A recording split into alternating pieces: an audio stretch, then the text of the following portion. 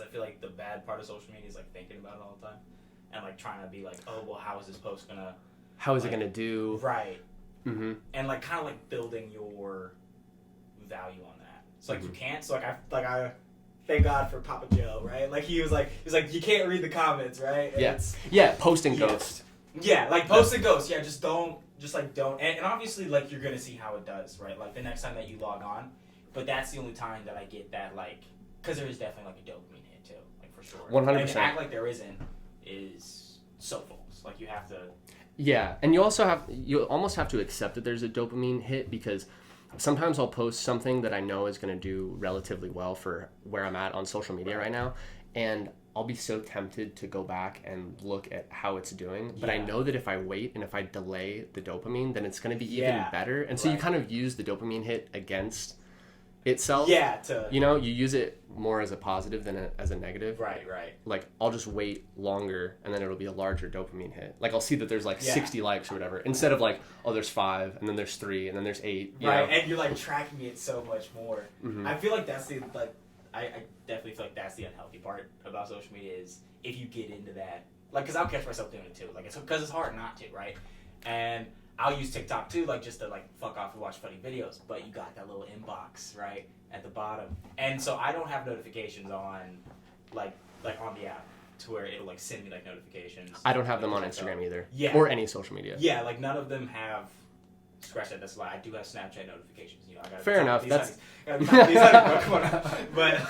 that's the one app you need instant notification on, right. you know. You know, actually, did this girl hit me back or not? Actually, though, see, that one's worse, honestly, though, because you'll get the instant notification. You're like, all right, now how long should I wait?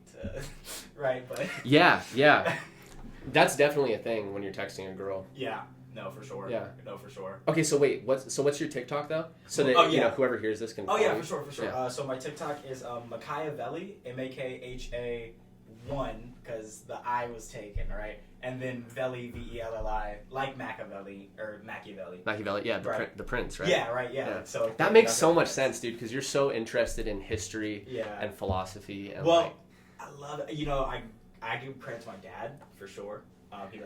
We all have to give credit to our dads. Right. I feel like that's definitely like that's the guy who exposed it to me. And then it all kind of stems from I was having a conversation the other day with one of the guys that I work with, and he was like, well, just ask me about why, and it stems from like theology, because like my first introduction to ancient history was like mythology, so it ends up being like Greek mythology, Egyptian mythology, like that's how. And then from there, I got interested in like the real life stuff, right? Yeah. And how that affected people. Yeah, religions and mythologies are some of the oldest stories. Yeah. That we have as humans, so that makes sense. And it's so like, there's so much knowledge too. Inside of those stories. Yeah, like. Oh yeah, that's what they are. It's like I don't know if you've heard Jordan Peterson talk about this, but sure. I'm addicted to listening to him talk about this. How there's meaning. Like, there's so much meaning packed inside the fictional stories. They're almost more true than true stories. Yeah. Because they take patterns of being and, like, synthesize them down. Yeah, and, like, that's over, like, a period of time. Over long periods of time, yeah. It's like, I can't remember if it was Jordan Peterson I was talking about it, but he was, like, having, like, a fisherman god or whatever. Mm-hmm. And that fisherman god isn't, like, one random dude who, like, was just born super dope at fishing. Yeah. Like, there might have been one Chad at fishing or whatever. That was like Michael Jordan at fishing, yeah, right? Sure. And, like, maybe that's, like, the name of the god or whatever. Right. But there's, like, thousands of years of people who progressively worked. There's, like, 1,000 Chads at fishing, and then you take the totality of what they did and, like, boil it down to, like, what was similar across all of these Chad fishermen. And then you have, like, the one Chad fisherman that rises above. And then you get, like, Maui from Moana. Right? Yeah. But it's... Like, this is the god of fishing. And saying that it's more true than, like, a true story, like, I get what he means. Because it's true over a very wide span of time. Yeah. Right? And it's consistently, like, always true, right? Yeah. And I think that's why... Just related back, like, that's why I kind of like history, too. Because you can see... Like, before, it was mythology, and then I really kind of took an interest in philosophy and history. And, like, the real stuff, like you said. Like, the true events. But it's because, like, you still see the same... those same archetypes. It's just, like, for me, it's a lot more relatable Sure. Because you know that they were real people. Yeah. Right? Yeah, because it's factual events. Yeah. Like the story is like, okay, here's these, a ton of stories that have been like probably told orally for like thousands of years, but you don't have any like documents saying like this guy was here. It's just like word of mouth. Right. But then the actual historical stuff is like, no, on paper this happened. We know how many people were there. Right. Stuff like that. And I love like the ancient warlords. Like I'm gonna be totally honest too. Yeah. That's why. Like, it's one of the reasons I wanted to have you on this, to get you to like talk about this stuff. For sure. Yeah, because I remember you telling me that your fight nickname is the Imperator. Yeah. And that was the first time I'd ever heard that term. And so I was like, oh, dude, I was like, this is for a later time, but I want to dive into this with Makhai. Like the Imperator, like where that came from? Or? Well, that, and then like all the warlord stuff and just all your historical knowledge. So just like, for sure. Yeah, let's dive in.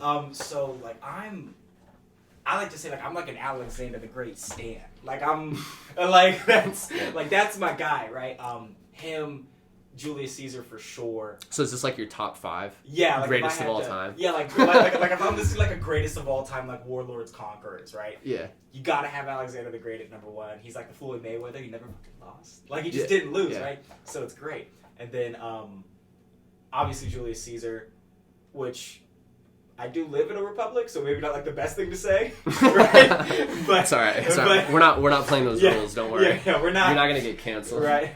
But and then Genghis Khan has to be up there. Yeah, sure. I feel like sheer influence on the world. Yeah. Aren't we all like? It's a stupid number of people that have his DNA or something. Like in East Asia, it's like 20% or something. That's gnarly. Yeah. Dude. Which. Go ahead, Genghis Khan. That was getting after it. Yeah, right? But I mean, what type of like personality and like drive and work ethic and like vision? Like you don't have that sort of impact just like without on. It's not by accident. Yeah, like you don't. Yeah. You're not just like, oh, I'm the progenitor of 20% of. I lowered the carbon footprint of like humanity. Yeah, right? like you have to have a. I don't know if it's a plan or like it doesn't happen by accident for sure. No, like that's definitely all that he wanted to do, and he was like the Michael Jordan of. Yeah, he was good at it. Yeah, which is a weird thing to say. Like, but he was. Going back to like a random like detail to like how good he was at it. He figured out like through. Just like randomly figured out, and maybe somebody did it before, but like he used this as part of his strategy to like take over China. Which was, he would go and like raid villages and take people's stuff, obviously, right? But he would send swarms of people, like the way that he would conquer cities, because the Mongols didn't have great siege equipment, so they had issues initially like sieging fortified structures, because they were just like horse archers. That if they were fighting an army in the open field, they were nearly untouchable. But if they have to siege a city, like they can't. They didn't have because it's a protected structure. There's walls. It's a different type of fighting. Right.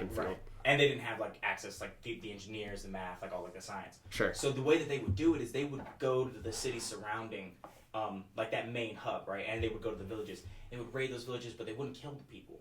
They would send them along, like just fleeing in terror. And of course they would all go to the big main city to like be safe behind the walls. Right. And it served like so many purposes. So.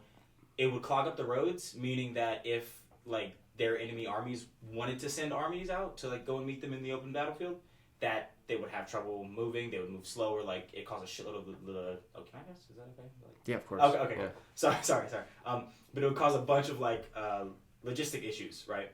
Right. Getting out, and then whenever all the people got inside the city, there's so many more people, so many more mouths to feed. They wouldn't even have to take the walls. So they're causing chaos. Yeah.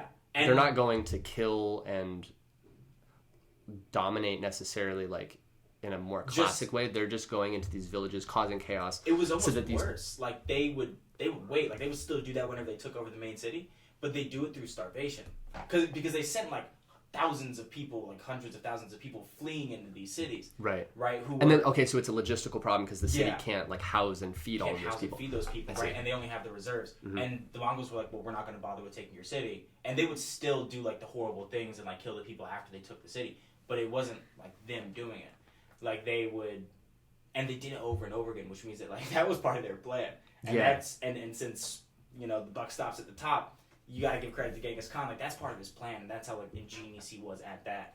To be like, oh, if we just let them run away, like from five villages around this big city, they won't be able to hold out for any longer than a week because they can't feed everybody, right? Yeah, like the city will just crumble from the inside. Right.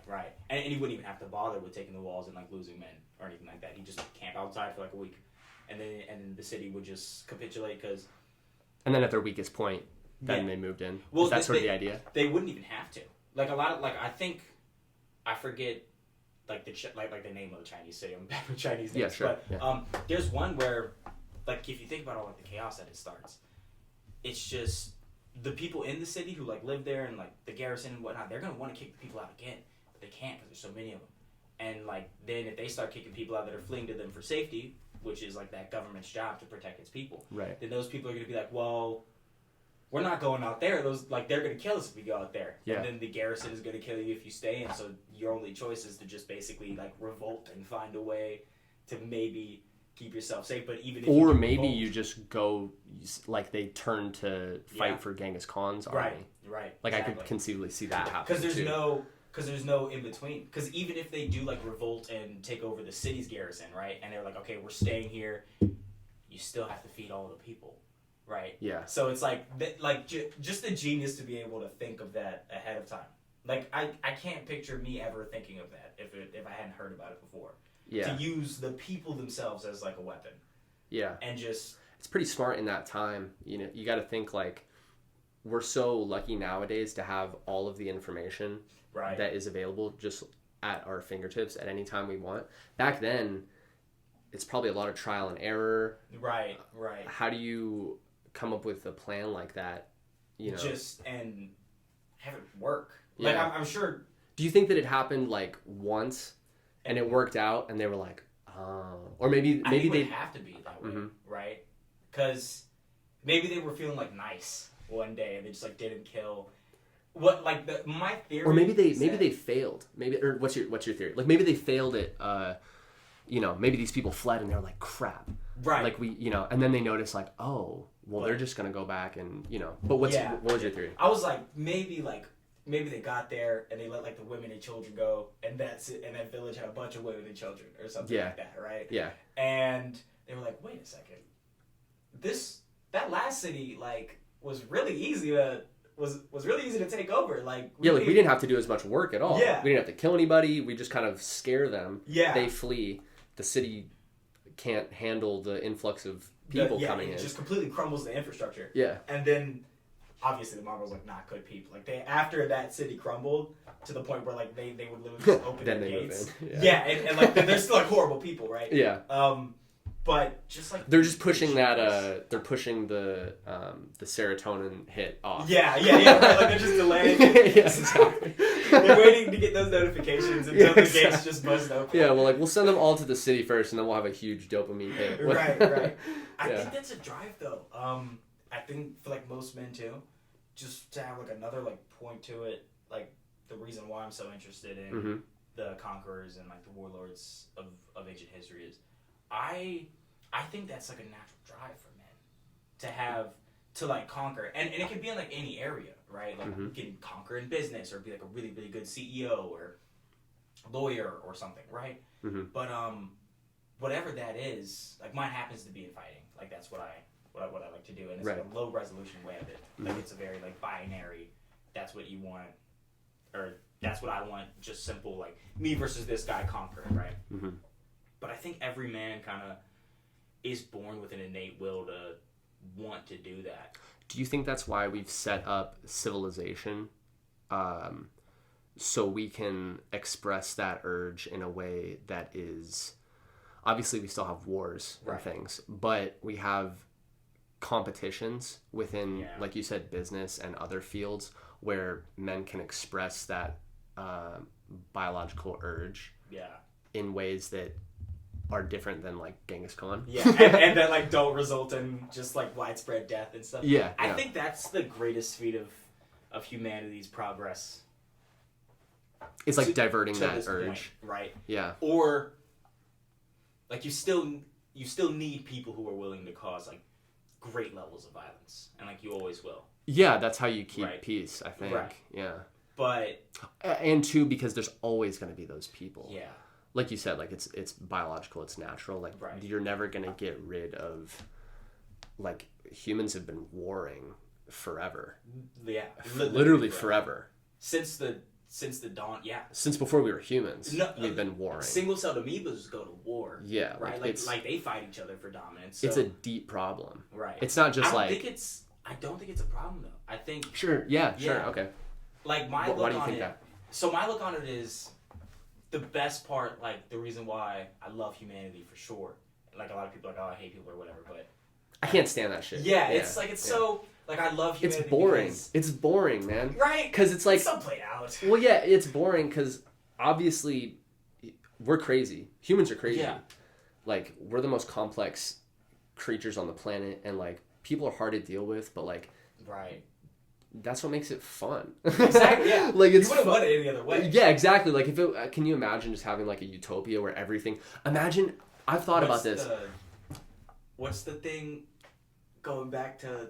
It's like, if you gave people the ability to just eat cakes and fruits and busy themselves with the continuation of the species, the first thing they would do is smash something. Yeah, because you... No, that's exactly yeah. what it is, because you'd want to have something to do. Yeah. You want to have struggle. Humans want adventures. Of course. We want adventures. We want something to struggle against. And if we don't have a struggle... Men want adventures. Hmm? I'd say men want adventures. I think like all... Or adventure in like the way that we're talking about it, with like struggle and like progress and like... So you think it's different for women? Yeah, I do. Yeah. Just like a little bit. Like, I think they what just way? want like... We're free thinkers over here. Dude. Yeah. I don't get. Yeah. It's like, I don't think that women exactly want the same type of adventure. Okay. That men do, or that they have that drive to like conquer. To be fair.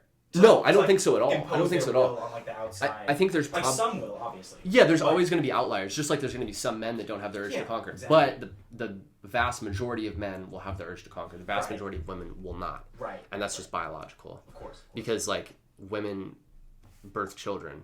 Right. And so obviously like biology is gonna have them be more nurturing. Right. Or else we wouldn't be here. Just even like more careful. Like think about how like men are dumb if you think about it. Like the drive to conquer is like dumb. Because if you made a species that was just hard, well actually no, if you made a species that was programmed to just be like mutually beneficial, like just cooperative, it would crumble. Because like nothing would ever get done. There wouldn't be like any progress. Oh, and going back to earlier, the best thing that like humans have done is like finding a way to monetize that like conquering drive for sure. Yeah. And like almost divert it into competition. Yeah. Like I don't know if it's the same thing, but it sure seems similar, and just that connection between conquering and competition. It definitely is. It definitely is like that same innate drive. Yeah. And to find a way to make that be like the driving force for the benefit of the species, that's the best thing that humans have ever done, in my opinion, for sure. Yeah, and that's why people are fucking awesome. Yeah, exactly. We love people. Because if you think about it, like you said, like men are dumb. Like we're all humans are crazy. It's very possible that we could have just like we've been around for a long time. Right. It's very possible that we could have died out a long time ago. Of course. You know what I mean? But we're pretty ingenious and pretty creative in getting to this point. Right. And like the fact that like it's entirely possible that we spent the first. Well, no, we did, because until we figured out how to specialize and like create civilizations and how to divert that need to conquer into like other things. Like maybe you're not going out and raiding this other tribe or village or whatever, but you're being like the best farmer. Exactly. Of all time, and like now people want to be with you because you're the Michael Jordan of farming. Yeah, and that's such a jump, dude. From like, hey, we got to go like take these people's shit because we need things and we need food and like we need supplies and stuff, or we just need to like be the dominant group in the territory. Yeah, that's such a jump to go from that to be like, okay, well we're gonna be specialists. Yeah. I'm gonna be the best farmer. I'm gonna be the best fisherman. I'm gonna be the best like weaver. And then like, it starts to breed cooperation from that competition too. Because farmer man isn't going to go over to fisherman and be like, hey, bro, you're trash. Like, you have no bread. Yeah. Because he wants some fish, too. So he's going to be like, hey, I got a ton of bread. You want a little bit of fish? Like, basic stuff. Trade. Just trade. Yeah. But definitely like being able to get to that point is fantastic. And we spent like the first 150,000 years just raiding each other and just like fighting and like carving out a way. Because too, we weren't. It wasn't just that we were warring with other humans. We were also warring against nature, right, and the animals that we were warring, within nature. And just against how hard it is to survive, like without the obviously we've done very well. We've accumulated, right? Like material. We have as a species. Dude, I don't have to worry about the rain. I have air conditioning. I don't even have to worry about the global climate, right? Like I have air conditioning. Like, bro, it's yeah. It's such a. We've gotten to a wild place. And that's where you get into like this metaverse stuff where it's like, okay, we've actually gotten to the point where we're like, let's create an alternate universe. Yeah. Which is like, so weird.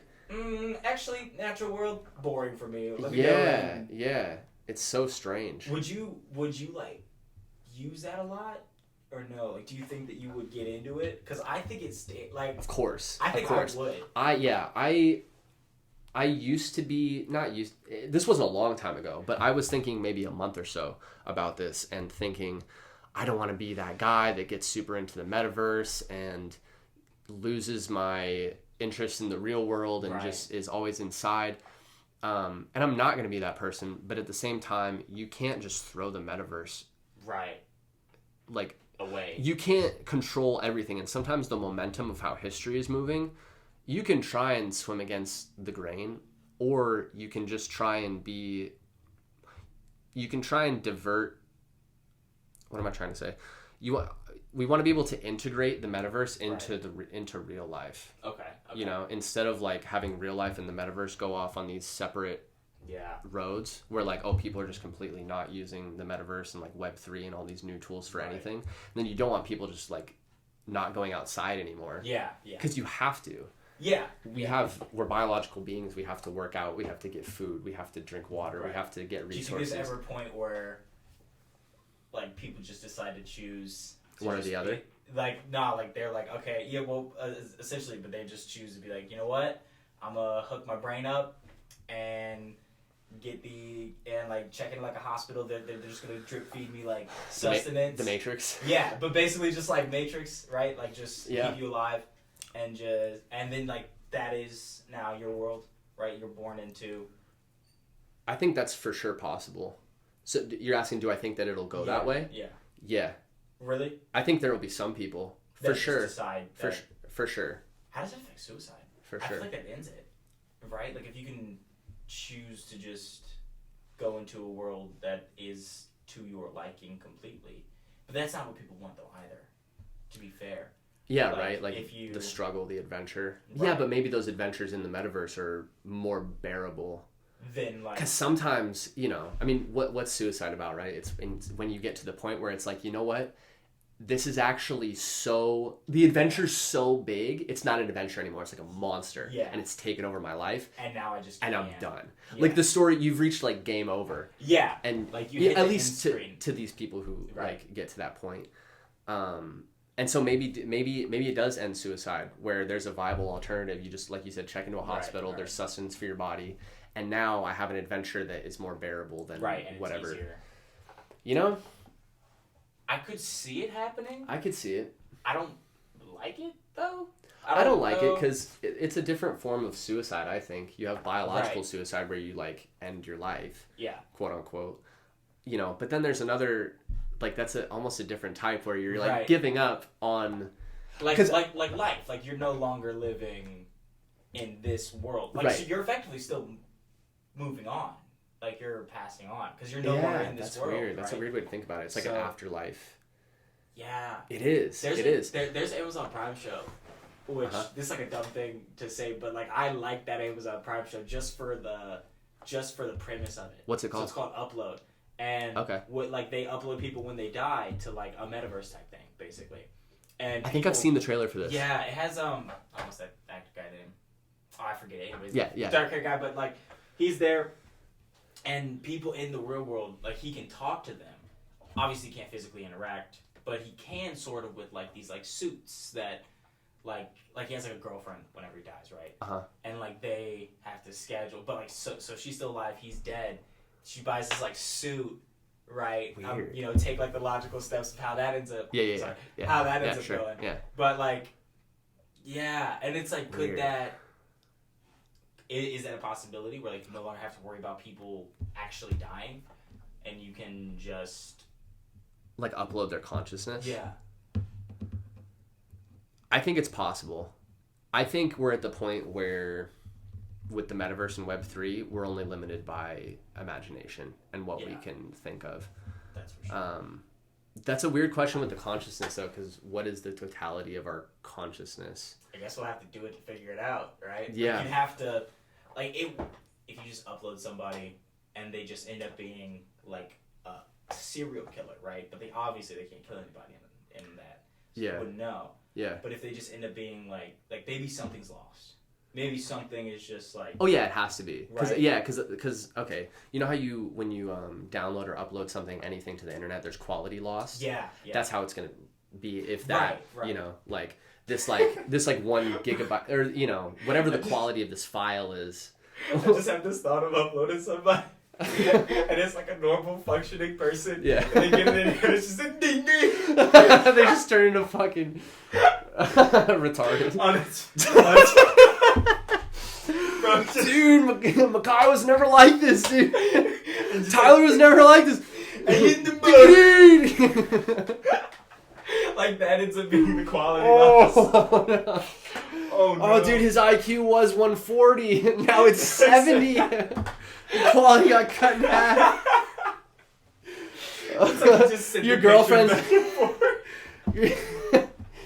Your girlfriend's like, yeah, you know, I think I'm moving. I was really excited about uploading his consciousness and being with him forever, but no, I think he's retarded now. No. Oh shit. She would totally leave too if you just all of a sudden.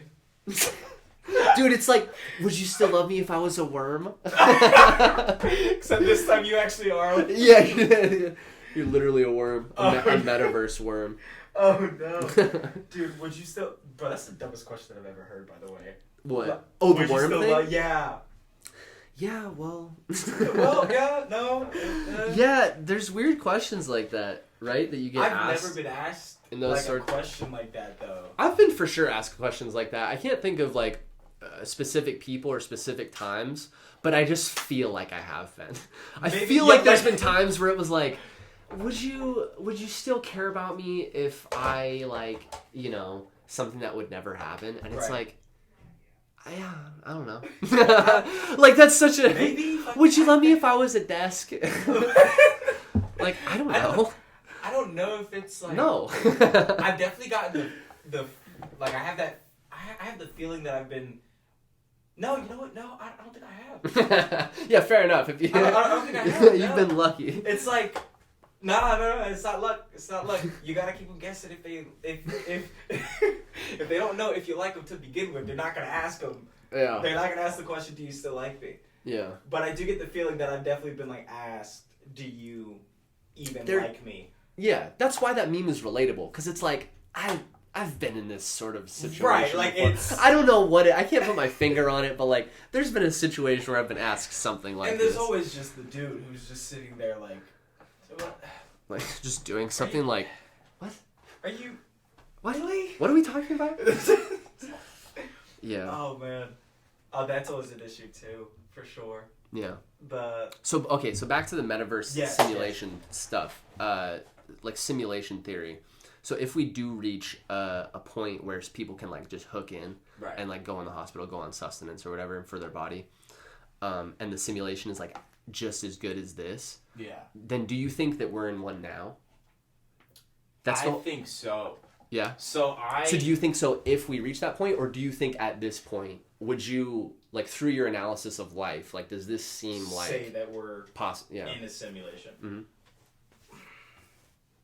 That's a hard one to answer because obviously, like, we don't have, like, we're never gonna have enough enough evidence to say, right? Or you never know. You never know. Never say. I know what you mean. Right? I know what you mean. It's like, a big lifetime, question and big speculation. Yeah, for it'll sure. Be so hard. For sure. We'd have to find the source code of whatever this OS is. Right.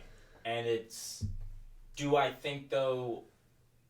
After hearing people talk about it and like the way that it's explained, it's like you said that there's one civilization that makes a simulation that's like good, that it's so good that the people in the simulation think that they're like really alive, right? And to the people who made it, obviously they're not, they're just computer programs, but to the programs in the simulation they are, right? And they're independent.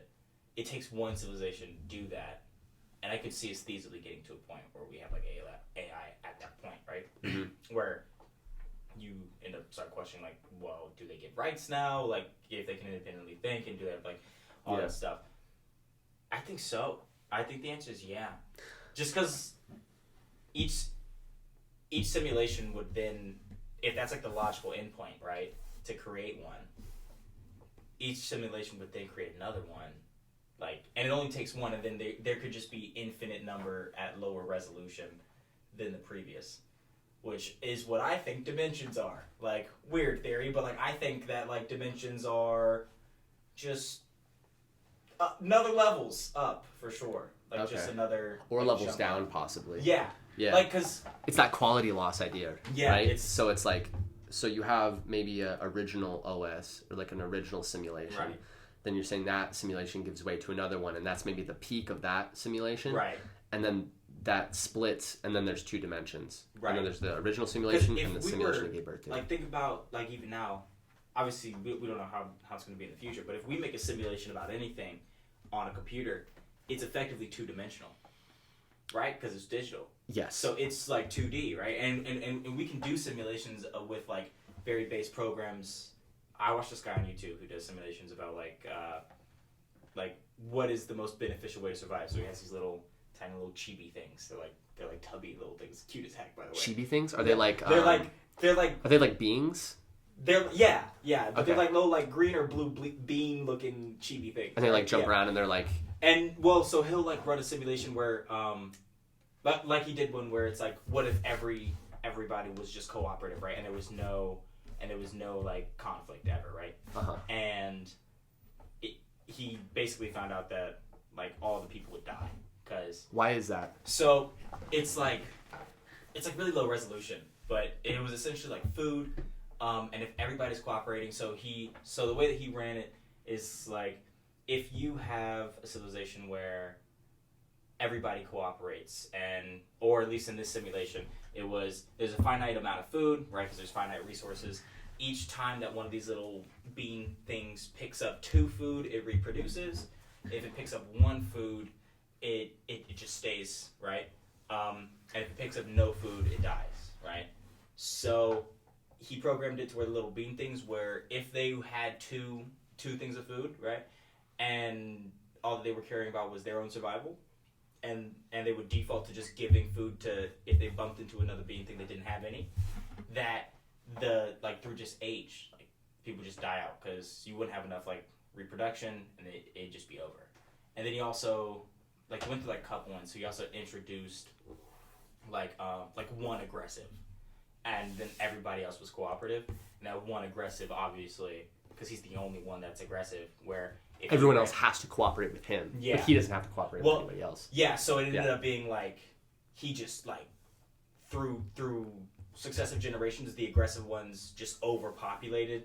Then they shrank, obviously, because there's way more aggressive than there is cooperative. And it ended up being, I think it's like a 30-70 split or something. That was like stable, like around in that area where like you need like 20 or 30% aggressive, like conquering people. Right. And you need like 70% cooperative. Right, or like 60 or 70 or however. Give or take. Give or take, whatever those exact numbers were.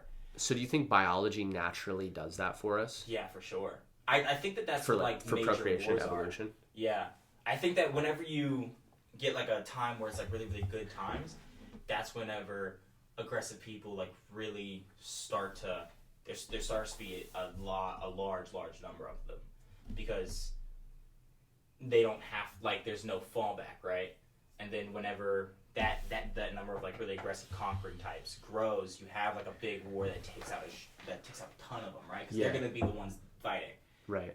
And then it kind of goes back, and then you have like, that's part of the reason why I think that after war too, you end up usually like civilizations, if they've won the war, of course, will have like a big boost in like productivity and economy, like family health, all of that.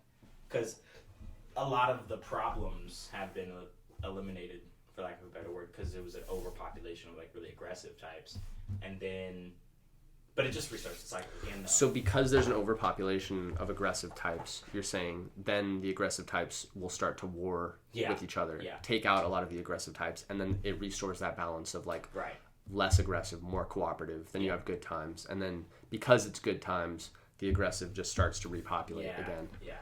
What's that guy on YouTube? This is I want to look him up later. Oh shoot, I'll have to find it. We'll get it afterwards. Definitely afterwards. But he has like, I like the little like chibi bean cute little things. And it's like color coded and like really dumb. But like I love it because he shows like at a very very base level, just a lot of different various simulations on like personality types and how it affects things. Various like means of getting resources as well. Like I have to go back through and watch his catalog because it's been a minute, but just because we were talking about it, I thought about it and it was fantastic. Yeah, it sounds great. It sounds great in understanding conflict and maybe like how civilizations and societies, like you said, different personality. Yeah, different civilizations will have different personalities too, which is odd. That's the thing that like I don't. Yeah. Like you have like mercantile empires, which is weird. What's an example of something like that? Like a mercantile empire, so like Carthage for sure. Like they still had wars, right? But they really only. So is it more economic warfare? Yeah. Is that what they mean by mercantile empire? They'll be like. So and Carthage was where? So you have Rome at like on like the boot of the Italian peninsula, right? And then Carthage is like at the tip of northwestern Africa. Okay. Right. So if you think where. Northwestern Africa, like right under Spain, right? Like the northeastern part of Libya, and like that blue. Yeah, sorry guys, we got a map in the room, so I'm trying to. So where Libya is and where Algeria is. Yeah. So that very northeastern tip of Algeria, and that like really close to Syracuse and the Italian peninsula itself, right there. Okay. Yeah, and that's Carthage. Yeah, they were a mercantile empire. Yeah, and it's predominantly economic warfare. Predominantly economic, but they don't end up having as much of an impact on the people though, which is cool to see. Like Rome would go into a place and physically take it over, right? And then kind of like make them become Roman, right? And that's how they fell too, right? Is they kind of spread out too far. To where then you have the extremities of the empire. These people are like, we don't really want to be fucking Roman. Yeah. and then you start were Roman to be fair. Right? Yeah, exactly. So like then you get you just get weakness towards the edges of your empire, and then it just kind of starts to crumble from the outside. At least in my opinion, because you have like the eastern and the western part of Rome, after they split. Right. And Byzantine was. The Eastern, Okay. Centered around like Western Roman was Catholic. No, so or Western became Roman, Catholic maybe. Yeah. Or so Eastern Roman became Catholic. I'm actually not too clear on the Christianity part of history. So that's fine. That's fine. So there was the Eastern. You got the Byzantines and you got the Western Catholics. And the Western, not Catholic. I know. Yeah. I grew up Catholic, so I always Roman Catholic is like Rome Catholic. It's the same. Yeah. Well, because I think in Christianity was extremely, you have like 0 AD, you have Christ's birth, and then you have, he lives up until he's like 33, 34, starts the ministry, gets crucified. Then you have the apostles, the followers that go out into like different places around Greece, spreading the gospel. And you have Christianity being basically like this small religious cult in Rome that was being persecuted. And then I think by the time you reach like 350 AD or something, you have Constantine, I think, make it the official religion of the Roman Empire. I think it was around 350 AD. Let me look it up. Because Constantine will be Eastern then. Because I know... I think that's where the Eastern Orthodox Catholic Church comes from. Okay. I think. Okay. Let me look it up for sure, though. Bad. Well, okay, so what else do you know about Rome? Because I don't know. Like, so, I kind of know the Christian history. Right. But not a whole lot else. So predating Christian, that's like mainly where. So Rome started out as it had like 7 kings in their like mythology, and then it started out too. So like the founding of Rome was like Romulus and Remus. Romulus kills his brother Remus because he's like, I want to build a city here, and then that's why it's called Rome, right? Okay. And then they functioned as a republic for a while because they didn't like kings. Because they had like 7 kings, and like the last one was bad. They got. And that's the mythology. Yeah, right. So they like transition from monarchy to. Yeah. That's the idea. Mm-hmm. Yeah. Okay. And the idea is that like the republic is sacred, right? So if you gotta get something about Rome, like to them the republic is sacred, and I say that to set it up. Basically, they function as a republic for. Up until basically Julius Caesar crosses the Rubicon and brings like soldiers into Rome. Now Julius Caesar gets assassinated, right? But he starts the transition from republic to empire. So what is that transition? I hear that all the time. Yeah. And you said that phrase "crossing the Rubicon" is a term or a metaphor for the fall of a republic into an empire. Right. Okay, so what exactly does that? It's used in like a lot of ways too. Like it really just means like send it like now like you're past the point of no return. Okay. Right. So it's same thing as past the point of no return. Right. And I like to use it because like because of its historical thing. Yeah. The thing that I like about Roman history that does scare me a little bit about like living in a republic now is that Rome actually, to Western Rome, they never thought that they weren't a republic. Like the people living there, even though like we look back on it and we're like, oh, this is the point they transitioned into an empire. At the time, right? They weren't like, oh, we're an empire now. Well, so that's why Julius Caesar got killed. So like the history of it is like they killed Julius Caesar because he's trying to overtly change it into an empire. Like he so they did recognize that. Yeah, and he was killed by senators, right? Yes, the Senate. Yeah, and his chosen heir, Augustus, who at this point is Octavian, then he changed his name Augustus, which basically means like the first, but he's like the first citizen. That's all that he ever called himself. I wonder why that means the first. Because Augustus, August. Yeah. I wonder if there's a connection. Well, because you have July and August, right? Which July comes from Julius Caesar, so that's the right. I never even thought about that. Yeah, and then August is Augustus. From Augustus Caesar, right? And that's Octavian is Julius Caesar's nephew. Yeah. Right. Weird. And he was smarter than Julius Caesar, so there's a civil war that happens after Julius Caesar does this, and the people don't like the fact that Julius Caesar has been killed, because even though he was trying to go to emperor, they actually, like, he was like a really, really charismatic, popular, like, dictator, basically. Mm-hmm. Like, that's how people liked him. Yeah, people really, really liked him. Generally, it's like that for dictators, at least, maybe at first. At first, before they start. Yeah. Okay, so the timeline is Julius Caesar gets assassinated by the Senate, then they fall into civil war, and at this point it's Augustus. Yeah, Augustus ends up coming out on top of that civil war. Okay. Towards the end, like skipping over the war. Like I like the war stuff, but getting like the bare bones like story. Augustus ends up coming out on top, and he does something a lot smarter than Julius, which is he never actually like openly. He never takes any position that would give him the appearance of being like an emperor. The closest thing that he did was labeling himself like the first citizen. But what he did do is like use flaws in the republic to put himself into positions that effectively he always had complete control, right? Mm-hmm. But that was all in like the law book, and it was all done by like behind the scenes. Yeah, he was never open like Julius Caesar was, and that's why in Rome they never had a straight delineated heirline. So sometimes I'm sure there are times where it did just go to their son, but it was never like strictly delineated that like your son would be your heir, like because Octavian is Julius Caesar's nephew, right? Right. So that led to later on the instability of the empire as well, especially in the western half, because they never actually delineated an airline because they had such a big issue with calling themselves an emperor. So the absence of an airline destabilized the... Yeah, for sure. Why?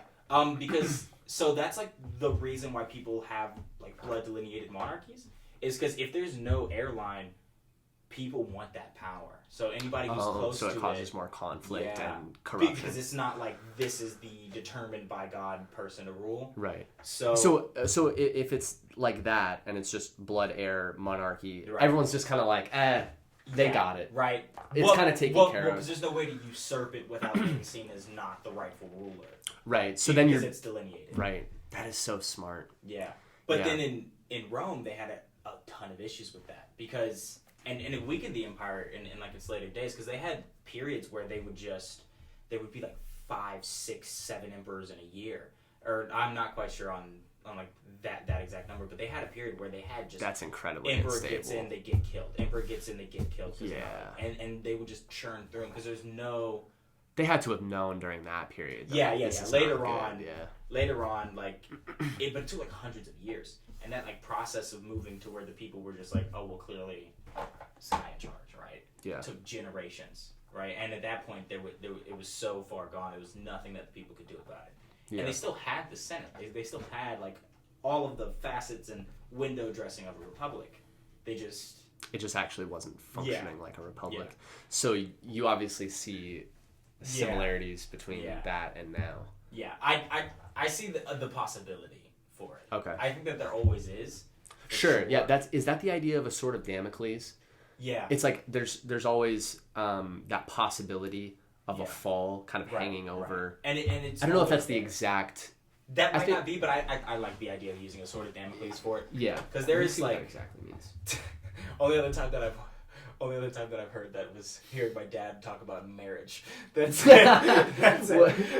What did he say? He said I can't get married if you got a proverbial sword of Damocles held above my head, which means that you're gonna financially zero me out. Like I was like, oh Lord. Yeah. Like he was heated and he had like a couple of beers at this point. And he was talking with his boys, so that makes sense, right? Like, obviously getting like a little bit wild. But. Yeah. I mean that's a pretty good historical reference to drop. Yeah. Like after a couple of beers with your boys. Yeah. It's a good time.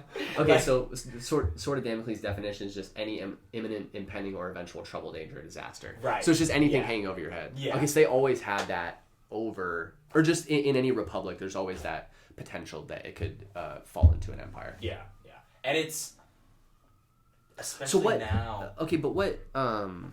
Like you said, it had the window dressings of a republic, with the Senate and whatnot. Mm-hmm. What, like, if you've never heard, like, outline what a republic is and how that's different than an empire. Okay, so just like in basic terms. So effectively, the changes came when, or like the difference from the Republic to the Empire is that in the Republic days, essentially it does end up being the senators who come from these families. So it was more like an oligarchy, if you want to be technical. Okay. But so it's like a small group of people. Right. But these senators have various competing interests, right? And it's kept healthy because all of them know, like, they have solid term limits. They don't serve as like supreme leader for. Now that's actually where we get our term dictator as well from. The Romans had like, because back then obviously they're still struggling to survive, so they had to be a little bit more like cutthroat with it. Sure. They had this thing called like they would give people dictatorial powers for like a set amount of time if they had like an emergency. Like they did this whenever they went to war with Carthage. They were like, we don't want to die, right? Mm-hmm. So we're gonna pick the best dude at fighting and give him dictatorial powers and just do what he says because we need to get stuff done. Right. And for a long time, the Republic works because like the people believe in it. Right, so sure. So the Republic works because the dictator would like come back with his army and be like, I'm done. Yeah. Like he'd be like, oh yeah, like okay, restore the Republic. Crisis averted, Republic restored, right? Yeah. And the functioning of it is basically that it's kept healthy because all of the people who do have semblances of power are competing with each other, right? Like they can't and through competing with each other because they have to get elected, like they end up having to do what the people want.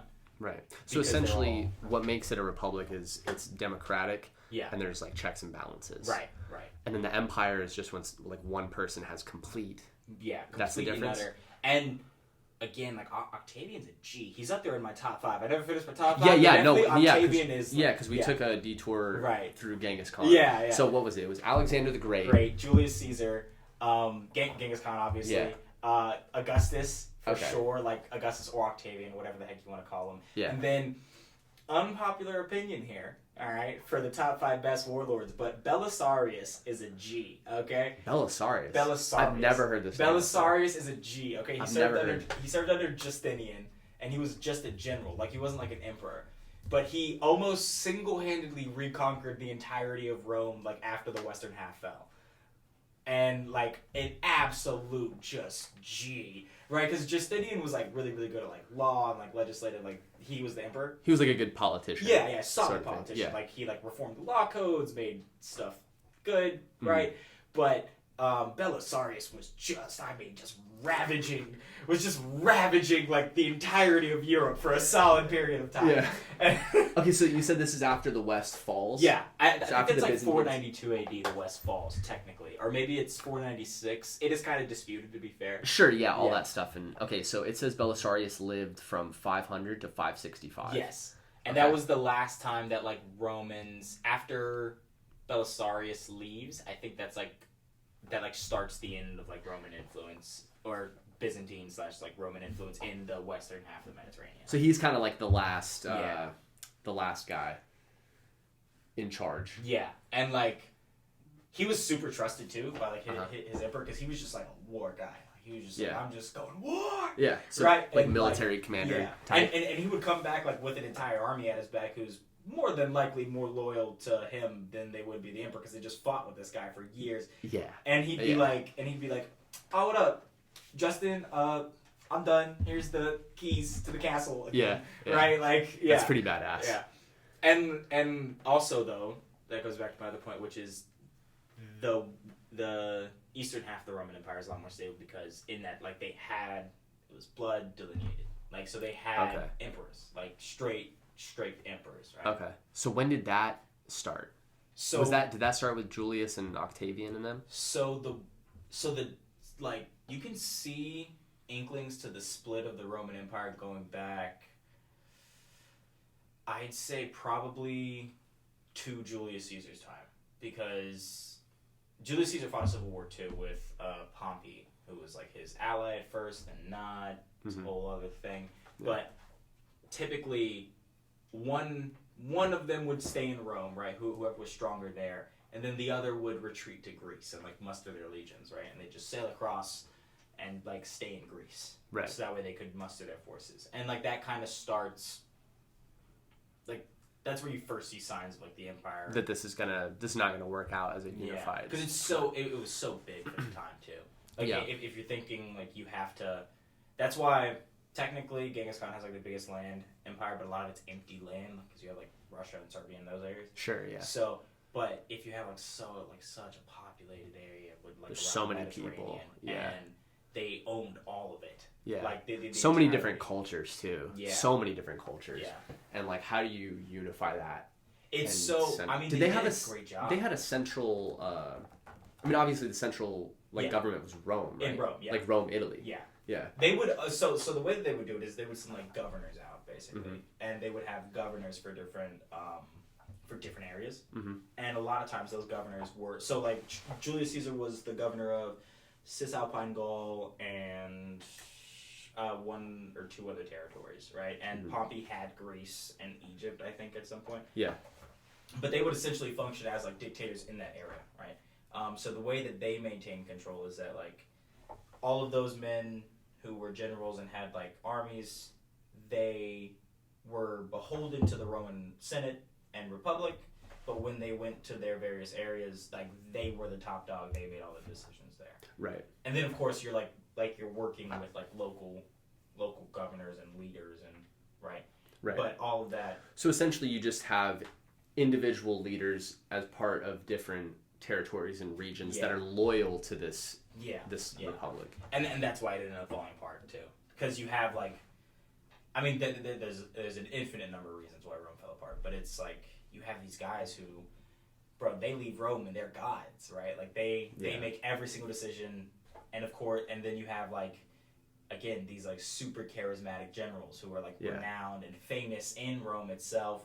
Like all the soldiers like see them on a daily basis, but they're like almost myth, like demigod-like figures whenever they see them, like their soldiers end up becoming more loyal to them than they are to like Rome and like to the idea. Because with all the mythological like foundation, there were probably stories about these guys, like this guy freaking did this. Alexander the Great, like he forever, like his mom actually is a crazy woman, by the way, but his mom told him while he was growing up, like drilled into him while he was growing up, that he was the son of a god.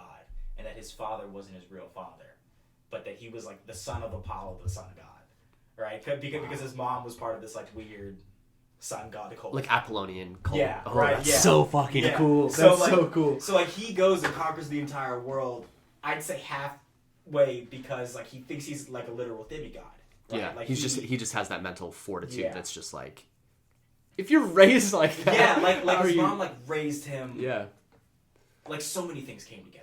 Yeah, I want to hear. I don't really know anything about Alexander the Great, so I want to. Yeah. And since he's your number one on your list, like I want to hear about this. So Alexander the Great's awesome. That's the first fact. Like just nobody did it better. All just right? know. Just know. Alexander the Great is awesome. But then you have so much stuff came together for Alexander the Great. One, you have his crazy, batch crazy mother, who's like there was like disputes because she wasn't. Where are they from? Oh my god, Alexander is from. Dude, the name's slipping me. It's in like the northeastern. Basically, he was from like the country part of Greece, Macedon. Sorry, yeah. Yep, perfect. Yeah. Yep. Okay, so he's from Macedon, and they were looked at as like a backwater country. Now his dad is King Philip II, and Philip II. Dude, when your dad is a king, and your mom is like, he's not your real father. Your real father's actually a god. It's like, that's pretty good. Dude, Poor Philip II, dude. He's like, I'm a fucking king. Right? Dude. Like, he carves out. And his mom. Right? By the way, Philip II, no slouch, man, lost an eye in a war at some point. Like, got an eye patch, super badass. You can never do enough. Dude. No. Never happy, though. They're never happy, right? So, and not only did he do that, Philip II revolutionized the armies in Macedon. So he during Philip II's time, he traveled around, learned a bunch about how to manage militaries, and turns the Macedonian military from a traditional hoplite phalanx to a sarissa pikeman formation. Okay, so, hold on. Yeah. Hold on. Wait, what does that mean? So basically, what does that mean? So basically, he gave him longer spears and smaller shields, and he gave him really good training. Right. Okay. And so hoplites are like the movie 300 with the Spartans with the giant shields and the spears. Yeah. That's like a hoplite. Okay, so he took that, said fuck the big shields, smaller shields. Smaller shields, super long. Okay, I've seen that in representation. Okay, so is it like a round round small shield, huge spear, right? Okay. And he completely revamps the entire military, turns it into a professional force. Okay, so he's an innovator. Yeah. Lost an eye. Yeah. Super badass, renowned war guy, really really good at what he did. And then Alexander was born into this. Yeah, so he's got the genes probably too. Yeah, and he definitely has the conquering genes for sure. Yeah, his dad was going out and sucks to bro. Alexander's mom, what a bitch. Dude, it's how much do I have to do? How much do I have to do, dude? But it makes sense though, because you got the genes, you got the legitimate genes, and then you have this mythological mental structure. Yeah, I'm the son of a god. Yeah, and then you have the marriage of that, and you become Alexander the Great. Yeah, and then you become Alexander the Great, and he's maybe she knew what she was doing. Well, well, she does though, because she wasn't she wasn't Macedonian, so she wasn't Macedonian. Yeah, she came from Epirus, I think. Okay. Which is to the west of wherever Macedon was. Pretty far. Super important. Pretty far or close? It's on the coastline, closer to Rome, like closer to Italy. Okay. And then Macedon is on that opposite coast of the Greek peninsula area, right? Okay. So it's political shit, right? Yeah. Geography, super boring, whatever. But basically, she's Alexander isn't a full-blooded Macedonian, which is fine whenever he's grown up. But then Philip has consorts, and in Macedon's or in their heretical law, in terms of heirs and whatnot. Yeah. Full-blood Macedonians take precedent over. Oh, okay. So he grows up and it's you're not full Macedonian. Yeah. This is a problem now. And it wasn't a problem until obviously Philip has another kid, who is with a full-blood Macedonian, right? Okay. So that kid is technically like the true heir, yeah. right? But that kid's young, and there's theories that Alexander actually murders his father. Because his father's murdered at a very Wouldn't be surprised if he was raised to believe that, like, oh, this isn't your real father. It's actually Apollo. Yeah. And it's, like, it's not proven, but Philip's murder is weird, right? And then Alexander's crowned immediately after. So, like Philip is laying there dying on the floor, the crown is put on Alexander's head right then and there, right? To solidify it right away, to not give people like any time to think. Yeah, sus. Yeah, right. It's a little bit sus. What happened to the other son? Right, he's gone, bro. No, yeah. What other son? Bro, what other son, bro? Yeah. It's like what other son? I'm the king now. It's like Brad Pitt and Troy. It's like that's why nobody will remember your name, right? Like that's like talking to the kid. That's the little pissy kid. Like he's like, okay, whatever, you're gone, right? Yeah. And then so Alexander takes this army that his dad just completely revamped, turned into literally the best fighting force in the world at that point, and just goes gallivanting and blitzkrieging around like Persia and Greece. And he starts by he subjugates all of like the Greek city-states first, which is a lot harder than it would sound, and most people would just be cool with that, right? It's like you've accomplished an incredible feat. So right. He's like not good enough. No, hold my beer, hold on. Yeah. Right? Yeah. So crosses the ocean, just like there's a point where he's going to war with Persia, and I think it's Darius that he's going to war with, like who's the leader of Persia at this time. And Darius is like, hey bro, look, you're really wild, okay? Like dap you up, good work. Yeah, like you've done great. Yeah.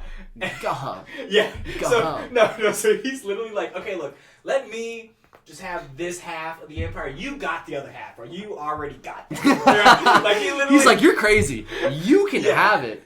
Alexander's like, and Alexander looks at him and literally just goes, nah, bro, and just like proceeds to just ravage Persia and does the whole thing. And I'm really into like the history of like the various battles. So they go to war, I'm assuming. Yeah. Because Darius isn't gonna be like, oh yeah, sure, fine. Yeah. No, so he's like, oh fuck you. Right. So they go to war, and then Alexander comes out on. Right. Yeah. Wow. And he wins, and like just like the strategy. Is that pretty much the end of Darius and like Persian Empire? And that Persian Really? Yeah, they don't. I think that's. Yeah, because they fracture. They start. They're probably still around, but like. Yeah, like they turn into like Parthia and Armenia and like various other like factions that. Yeah. Like they're never really, to my knowledge, but I'm less knowledgeable about Persian history. But to my knowledge, they never really get back that power. Yeah. They're Iran now. now. Yeah, like they're Iran now. But yeah, I mean Iran's just their nuclear program and everything. Right. I should know more about Persian history. I know a little bit about pre-Islamic Arabic history. Right. And the fact that there was just, it's pretty much just tribal warfare. Yeah. Like forever. And then what's really interesting too is, I think I sent you a video on this, but just a quick aside because I want to get back to Alexander the Great, but like, the Palestinian-Israel conflict is so weird because they're like, oh, we really don't like these Jews here. And it's like, man, but pre-Islam, like, it was a lot of Jews. A lot of Jews, yeah. There's a lot of like Jewish people and also like Christian like sects too. Right. So you actually, it's really weird, but you had this. So in Yemen, they were ruled by like a Jewish like tribe or whatever, and then you have a Christian Ethiopian tribe. That had conflict with them, and the Christian Ethiopian tribe like moves into this Jewish Yemeni, and like takes it over. It's just so weird because like now we think of it just all as Islamic, and it pretty much is. Yeah. But like before Islam, it was so much different. Oh, so much different. I could imagine too. Like Islam's crazy in how it's like I think it's the best religion at like homogenizing a culture.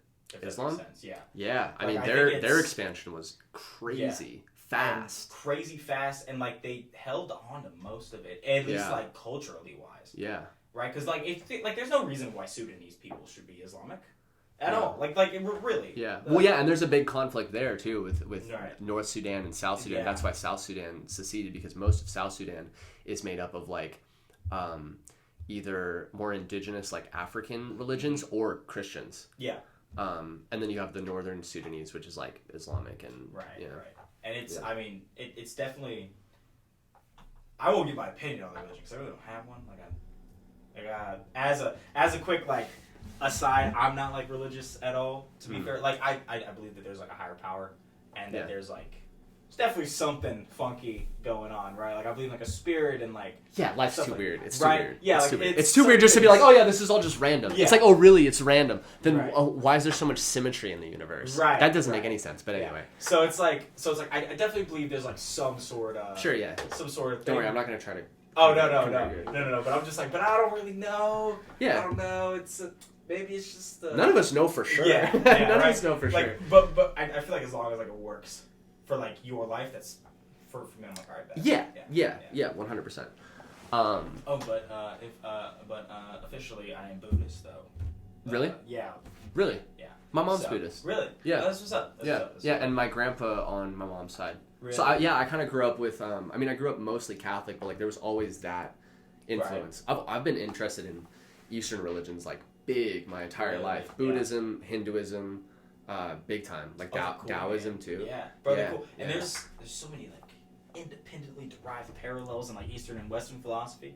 Oh yeah, like all that Eastern philosophy and like Western philosophy, to my knowledge, really are, or at least like the ones that have stuck around and that I gravitate towards most, are like all of them.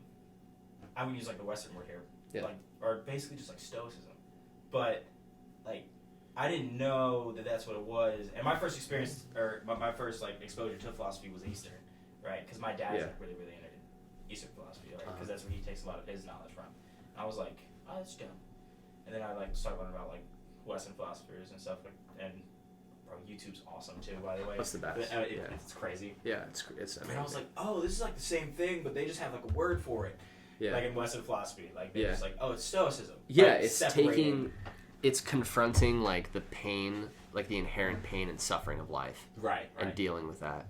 Yeah. One parallel I've been really noticing, because I gave serious time to Eastern religions. Really? Yeah, because I was raised Catholic, but then I had years where I went like atheist agnostic. I was like, I grew up with this. I don't know. Right. I'm gonna go over here and like look at what's going on over at Buddhism and like Hinduism, and I gave them like serious time, like reading a lot. And then finally I was like, well, I actually never really gave Christianity its due. Like, let's dive into that. And that's when I kind of came back to it and was like, oh, right. I actually believe in this, like, pretty wholeheartedly. But since I've been doing this, like, not Bible lecture series. Jordan Peterson did a Bible lecture series. Yeah, by the way, I love that series, by the way. I've watched it, like, so many times. It's incredible. Yeah, it's incredible. But I was influenced by that, and I was like, well, he really dove into the ideas. Like, I kind of want to do that on my own. Yeah. So I'm doing that now, like, every 2 weeks. And, so, like, a question that started to come up for me was, like, the similarity between the Eastern ideas and the Western ideas is, like, you know how in Eastern philosophy, everything's kind of, like, cyclical? Yeah. Okay, so, like, there's ideas in the Bible that are like that, too. That's really interesting to me. There's, like, this cyclical nature where, like, you know, like... okay, the prophecy starts here and then it like kind of completes itself, but then there's like a new one that comes about and like then it goes through the cycle and it completes itself. But then there's also this idea in Judaism that's like completely linear and that's not cyclical at all. And that's kind of where like the Christian tradition comes from, is like Judaism, obviously, like based off of the Old Testament, like the Old Testament. I don't know, like the first 5 books of the Bible are the Torah. Oh, really? Which is the Jewish holy book. So, and the entire idea with that is like, no, like history is a completely linear narrative and it has a beginning and an end. But then at the same time, you see all these ideas in the Bible that are cyclical. Right. And it's like, how do you... Like maybe it's both. Like maybe there's like maybe history is this like linear thing where like there's the beginning of creation, then there's like the end, and there's going to be some sort of event at the end. But maybe in between those, there's like these cycles that take place. Just like repeats itself along the way. Yeah. To be able to get to that. Yeah, exactly. And then maybe there's like evolutions of it. You know, like there's this cycle, and then the cycle, evolves into this like higher cycle. Okay. I don't know. It's something that I'm thinking about currently. Just like trying to pick apart and like really it's like I'm wrestling it right now. Yeah, because I'm going through Matthew right now, and you see all of these so like the two biggest cyclical narratives that I found is like, so the Old Testament, you have like the story of Moses, right? Right. And you have like the Ten Commandments. Which is dope, by the way. I love the story of Moses. Dude, it's badass. So you have the story of Moses going up onto Mount Sinai because there's like all these problems. Right. The Jews have like just left Egypt. Now they're in the desert and they're like, crap. Like, what do we do? Like, this sucks. It sucked in Egypt, and now we're out here and like we don't know what the hell to do. I don't have water, bro. I ain't showered in like 3 days. Yeah, like this sucks. And Moses is like trying to keep it together. He's like, so he goes up to Mount Sinai and then he comes back down with these like the Ten Commandments, like the law. Like, this is what we're supposed to. If we do this, we'll get through this shit. And then like there's a similar story where Jesus goes up on a hill, like right after coming back from the temptation in the desert. Oh. Yeah, so they both leave the desert, go up to a hill, and then like give these rules. Mm-hmm. Not necessarily rules, but like ways to like get through hardship. Right. And it's like, that's weird. What is it about these hills, man? Like, like if it's supposed to be like linear, like why do you see these like two stories that are like mirrors to each other? Right. And different people wrote.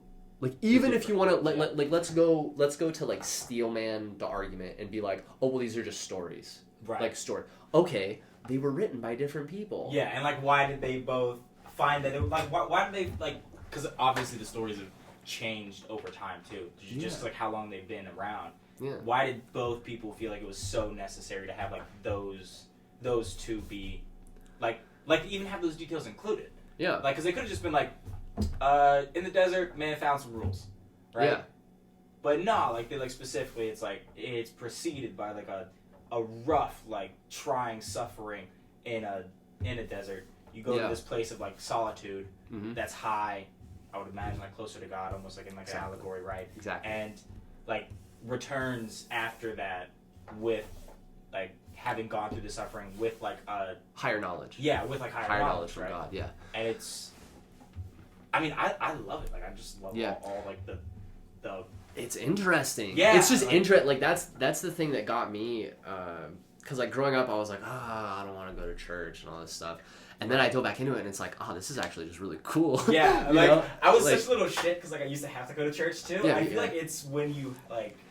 Yeah. First off, I don't know what my parents. Or, well, really, it was my grandparents. Because my grandparents, like really vehemently Christian, like, heavily Christian. Yeah. Right? So I was like, so like whenever we'd go, I'd go to church with them, and I was like, all right, bet, it's cool. Yeah. And as like a little kid, I don't know what they were thinking for me as a little kid to like, I'm not gonna understand this stuff. Like there's so many things, like nothing that is said in like the stories is going to hit me the way that it's supposed to, or that it's like intended to until I'm like ready for it. Yeah. Which is another crazy thing about like these religious texts too. Yeah. Is that like you can go back having experienced stuff and all of a sudden you read like the same line that you've read 30 times, but you're like, like this is and it's right. And it's like it predict and if you had just been in the headspace beforehand, right? That's like why they say the text is living. Yeah. Because it kind of you know, and it's like it's this relationship between you and the text, and like it's so interesting. Yeah, and it's like I love all of them. To be fair, like I love hero myths too. To be fair, like Greek and like I love them. The hero myths are fantastic. Yeah, because I grew up on that too. Like like being in English courses and going into the Greek mythology and stuff. I loved it. It was some of my favorite stuff. I loved like Apollo. Yeah. Loved Apollo because Apollo is not only like the god of like sport and like archery and like athletics, but also the god of like intelligence and like. And I was like, you know, because when you're growing up, it's like you get shoehorned into like, I'm like a jock or I'm like a nerd, and it's like there's a guy that's like both. Right. So it's like kind of gives you like a model. I never got like shoehorned growing up. Like I would see it happen to other kids.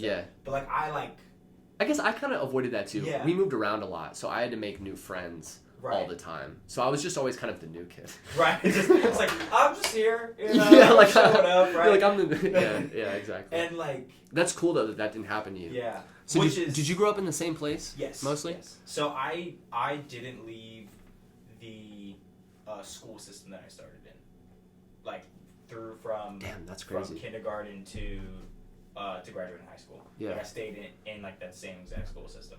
And you were able to carve out kind of just like like by the way, there's bonuses and negatives to that too. Oh yeah, because like everybody like you see people growing up, right? Mm-hmm. So like if you try to kill the chick, bro, like she's seen you as like a little shit like 7-year-old, bro. Yeah, exactly. Like you could not be as cool to her because she's seen like the progress, right? Yeah. And like everybody sees that though, but it again, it's like a blessing and a curse because there's something kind of comforting about that too. Yeah. I hung out with a friend over Exodus that I had known since 7th grade, and we hadn't talked. We knew each other and we talked throughout high school, but we hadn't hung out or talked in like 3 or 4 years. Right. And then we hung out and it was like, dang, like she's known me since like a while. There's something kind of cool about that. And, like, but also to be cool for that long. But then you look back and then you remember like the really really cringe shit that you did. It's like, still kind of funny. It's like you saw me through that period. Oh, like no. It's like bro like. I don't got straight hair, but I would imagine, bro, like the sweat bangs, like, no, you saw that, bro. No, luckily I stayed out of that phase. Oh, that's good. That's good. No, what a save. No, dude, that's my parents. I wanted that phase. Really? Because you see, you fucking, I get into Green Day, I'm in 8th grade, I'm like, fucking Green Day's cool. What do they look like? Yeah, what do they look like? Oh, I want my hair like that. And my parents are like, no. No, we're... shaving your head, actually. You'll thank us later. You're welcome. I did. Dude, no, my parents, and I gotta thank them too, like for keeping me there, because like you're right, it is like comforting to. Also, I feel like you learn that like people are a lot, like you get comfortable in like accepting with the fact of like seeing the fact like people are not perfect all the time, right? Because like a lot of people I feel like don't get that, or that's like a hard thing to do, to look past like maybe you don't like such and such about a person, but to like truly understand them, and then there's a totality to people. Like you really learn like well there's this that maybe I don't like about somebody, but like who cares? You know what I mean? Like it's like ordering a pizza and like one piece of spinach was dropped on there. And it's like when it's like you realize like that's in me too. There's things that people probably don't like about me, but they accept me as a whole. Right. And you really do learn that, And it's great. And my parents split up too, so like my parents are divorced too. They didn't have to stay where they did, but I do thank them for that though, because like my mom definitely like both mom and dad are making like a sacrifice in that one to be like if we're not working out, like my mom would think 5 minutes away, like a 15-minute run. Yeah. Right? Like it was like not even 5 minutes away, like 2 minutes away. Yeah, right? Super close. Super close, but just like being like a separate house. And I was like, okay, that's cool. Like as long as I'm gonna be here, that's fine, right? Yeah. And no, definitely both of them are like making like sacrifices, so that way I could parents have that stability. Parents make huge sacrifices. Dude, I went through a little shit period, but like I've definitely come out being like, dang. Yeah. Like when you look back, it's like, dang, actually. Pretty crazy. Actually, it's my mom's birthday today, so after we're done here, I'm calling her. Oh, really? Yeah. Dude, happy birthday, Makhai's mom. Yeah, happy birthday, Mom. I love you. You're the best. Raised a great guy. Thanks, dude. Yeah. Okay, so you want to get back to Alexander the Great? Man, he's played out, bro. Man. Yeah, he's old news. Yeah, he's old news, literally. But also, if you're ever interested in, how to conquer... look him up. How to Conquer, written by Alexander the Great. Dude, he should have written the book. He died at like 35 though, so he never really got. Did he really? Yeah. Wow. He never got to the Persian women, man. Like.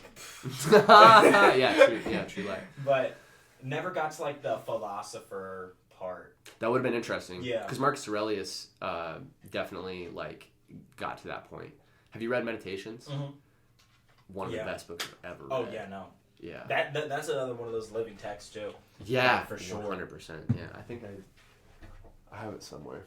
I have a ton of books. Right. I have Just the collection. Oh, yeah. Dude, that's what's up. Oh, it's stupid. Go ahead. Yeah. Go ahead. That's what. Yeah. I mean, yeah. Studying Arabic, I can't get to them right now. Right. But they're. But it's like it's fine. They're for. I'm saving them for later. Right. Yeah. Okay, so what got you into fighting? Were you into fighting as a young kid, or did you get into it later? So, and really quick, I'm thirsty too. Okay. Somebody get something from my fridge. Yeah. And we can just edit this part out. Oh, bet. But I haven't had a semi-dry mouth for like a while. Bro, Manscaped is that cotton mouth, son. Yeah. That post protein. I'm gonna. Do you mind? Go to the bathroom. Yeah. Appreciate it. No, I mean I mind. Wait, like. No. Okay. Yeah. Do whatever you want. I appreciate do whatever you want. Yeah. This is going pretty well. I'm really loving it, bro. Yeah, dude, it's so. It's different than just talking because you're talking, but you're hyper focused, and so it's like, I don't know. Like after I talked with my friend last Saturday, I was like, first of all, I feel like I know more because I feel like I like what he said, kind of like just transferred over to me, right? In a way that's different from just like shooting the shit. Yeah. And then, like, I don't know. It's like transformative. Like I think about things differently because of what he said. Yeah. Definitely. And like I definitely have to watch that too because I'm looking to get into the. I don't know. I don't like to get into any like money thing until I learn it, and I feel like I'm like really know it. What do you mean? Just like I've been studying options for like the past 6 months, right? Because it's something that I want to get into, but it's just. Are you talking about what, podcasting or no, like options trading? Oh, stocks. Yeah. Yeah, dude. Honestly. Like, I can give you his phone number for real if you guys want to like start like talking and shooting the shit because he's very knowledgeable, in that sort of thing in a way that like I am not. And I know like some things, but he's smart. That's what's up then. No, yeah. I'm definitely always willing to learn. And kind of the goal, like we talked about that one day at training. It's like the whole goal of doing this is to like. Create like a network. Yeah. Anyway. Yeah. You know. And just like to have like to surround yourself with people who are about like doing stuff and about like getting after it. Living life, man. Right. Like I spent way too long around people like that just like. I think we all did though, right? Yeah, you have. Honestly, I think those experiences are fucking essential. Right. At least in today's world, because you have to be exposed to like, damn, there's some people out here that really could care less. Yeah, they just like don't. And that's such a terrible way to fucking go about things. It sucks when they're your friends though. Like it's hard whenever they're your friends. Yeah, you just it's. And with it's like, that, I still have friends that are like that, but boundaries. Yeah, for sure. Yeah. I think that's the most important. Or like I mean, like it sucks in like the way that like you want them to like actualize too. Like you want them to go through the experience of like what you are, and not that like any of us are really like I know what you're special, saying. but like you want to see like you said, you want them to actualize. Yeah. And like. But it's always like a choice too. Like they have to choose to, they have to choose to like get on it, and it's an uncomfortable choice to make. To be fair. Like yeah, of course it is. It's a lot. I don't know. I would have said it's harder. I want to get some video. Oh, say okay. That should be good. Alright, we're on video now. Are you okay with that camera there, or is it awkward? Oh, no. That's cool, yeah. Okay. So, yeah, people actualizing. Yeah, I don't know. I would say that it's harder. And in a way it is. It's hardest to get started. Yeah, that like making the decision to do it. Yeah, that's the hardest thing. Because like with this, it's like, ah, crap. Like, for a second, people are going to be like, oh, you're doing that now? Like, yeah. And then you're going to like wonder what they think. But you just have to like, the best way to do it is just to put your head, whether it's like this sort, like podcasting or whatever it is, you just have to put your head down, not give a fuck what anyone else thinks or says, and just do it because you want to do it. Yeah. But that's the thing too, like, we take for granted how much we want to do things. Yeah. And I don't know what that is. I don't know what the gap is between like... Certain people don't want to do things. I know, it's so weird. It's so weird. And two, like, people always change. Yeah. So like, there's people who don't want to do things, and that's like how they are now, and then maybe they'll change. Right. But like, I don't know, those time periods that people go through where they just don't want to do anything. Right. Or they don't have like this drive. And I guess some people live their entire lives like that, where it's just like this absence of drive or like absence of passion. Mm-hmm. And that's hard. I don't know. I get like mentally sick. Like that's the best way to like that I found to describe it. It's like I get like sick. Like I remember I graduated high school and I wasn't doing anything besides like working a job, and like I was training, but then COVID happened, right? So then gym shut down, I couldn't train. Yeah. And it's like, now I'm just working a menial job and I got sick. Like, I don't know how else to describe it, but it's like a mental sickness. And I just hated not having something. Yeah, like your thing. Yeah, like to drive and like passion. But it got to the point where it didn't even matter like what the thing was. Like I just had to do something. Yeah. Right? Case point here, right? Like, you know. Like, yeah. But I don't know. Like I don't think everybody has that same like aversion to not being as productive as possible. For sure. Yeah. I definitely, and that's why I definitely think it's a phase thing. Actually, I don't know, because I went through phases where I was like that with athletics. Yeah. Like I wasn't as focused on athletics, but in those times I was hyper focused on like reading and being creative. Like I used to write a lot. Yeah. Like a lot. Oh, and I used to make music like a lot. That's what's like I've produced a lot of stuff. And I don't share it around because one, I don't think it's that good. Right. But I've done a lot. Like I have like 5 albums worth of stuff. Oh, that's awesome. Yeah. Yeah. I got obsessed. Yeah. You know, I mean. And you just like drilled in. Yeah. And I kind of, and that's why I don't do it anymore, honestly, because I won't do anything else. Right. Like but that's kind of how I am with anything. Anytime I zero in on something, it's just like this and that's only this. Yeah. And I love that. That's so, I love it. It's so hard though. It's dangerous. Like you have to make sure that what you're zeroing in on is good.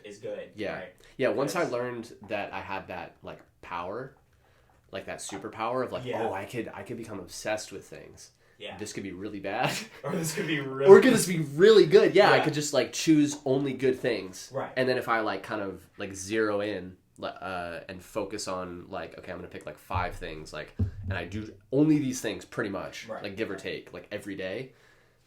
That's just kind of how I do things now. Well, it's like I like being here because of that. Yeah, because like it really narrows it down to like I have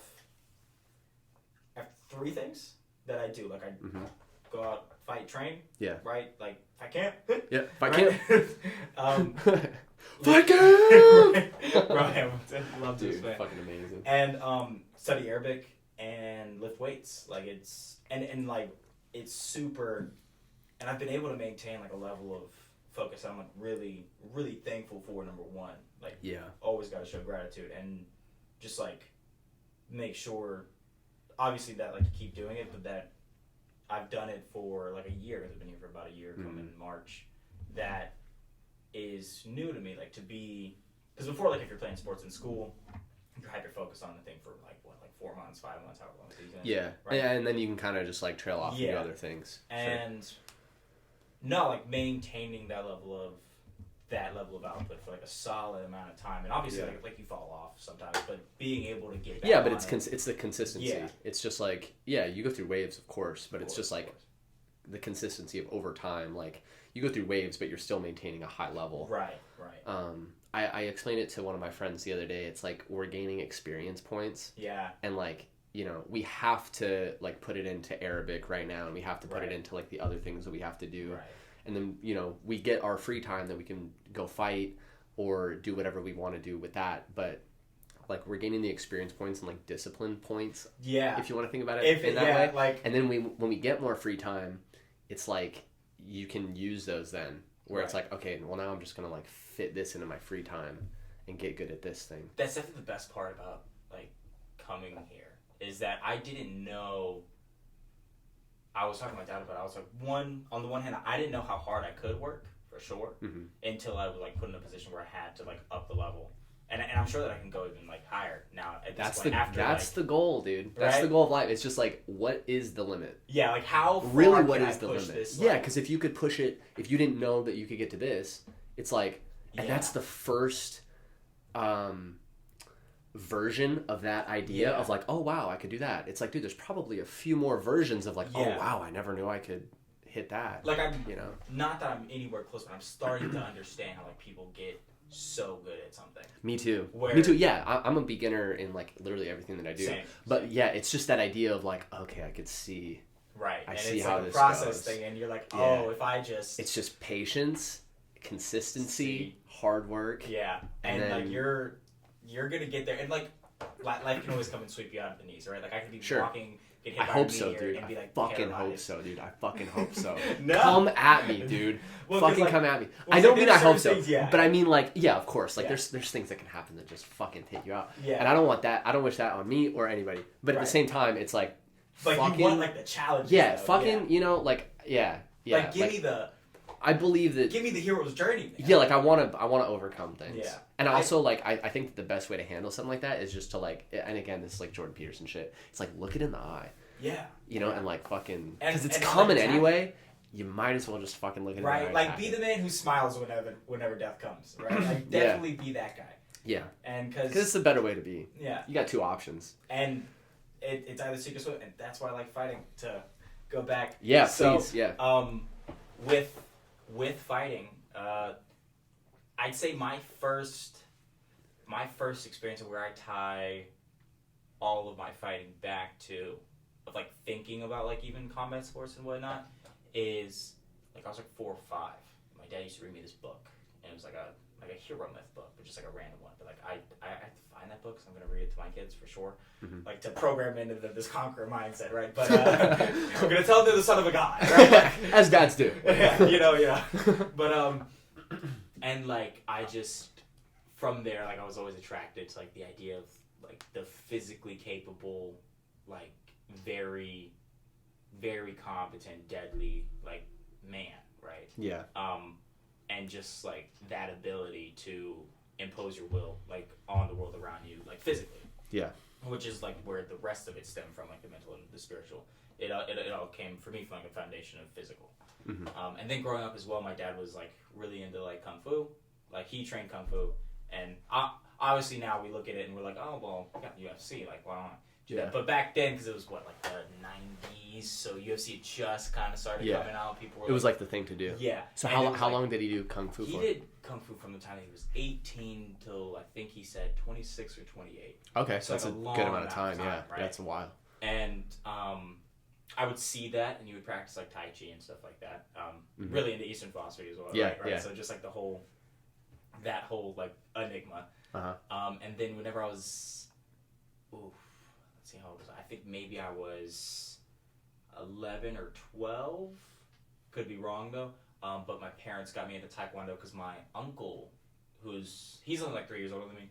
We were raised like brothers. Yeah. So my uncle got into it, and I went to like one of the things, like that he had like a practice or whatever, and I was with my grandma, so went with her and saw it, and I was like, oh, that's awesome. Like I want to do. You're like, I like that. Yeah, that's like, cool. Like they were throwing kicks, and they had like they had like the gi, they were doing the katas, and da.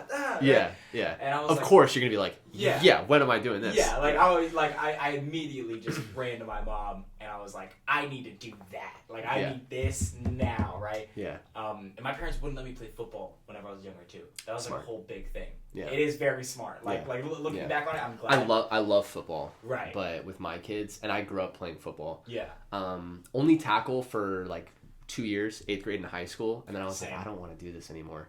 But I will definitely urge my kids to do. We'll make them, force them, and like make it. I will mandate martial arts. Yeah. And like my like I was always like a small kid. Like I was like skinny.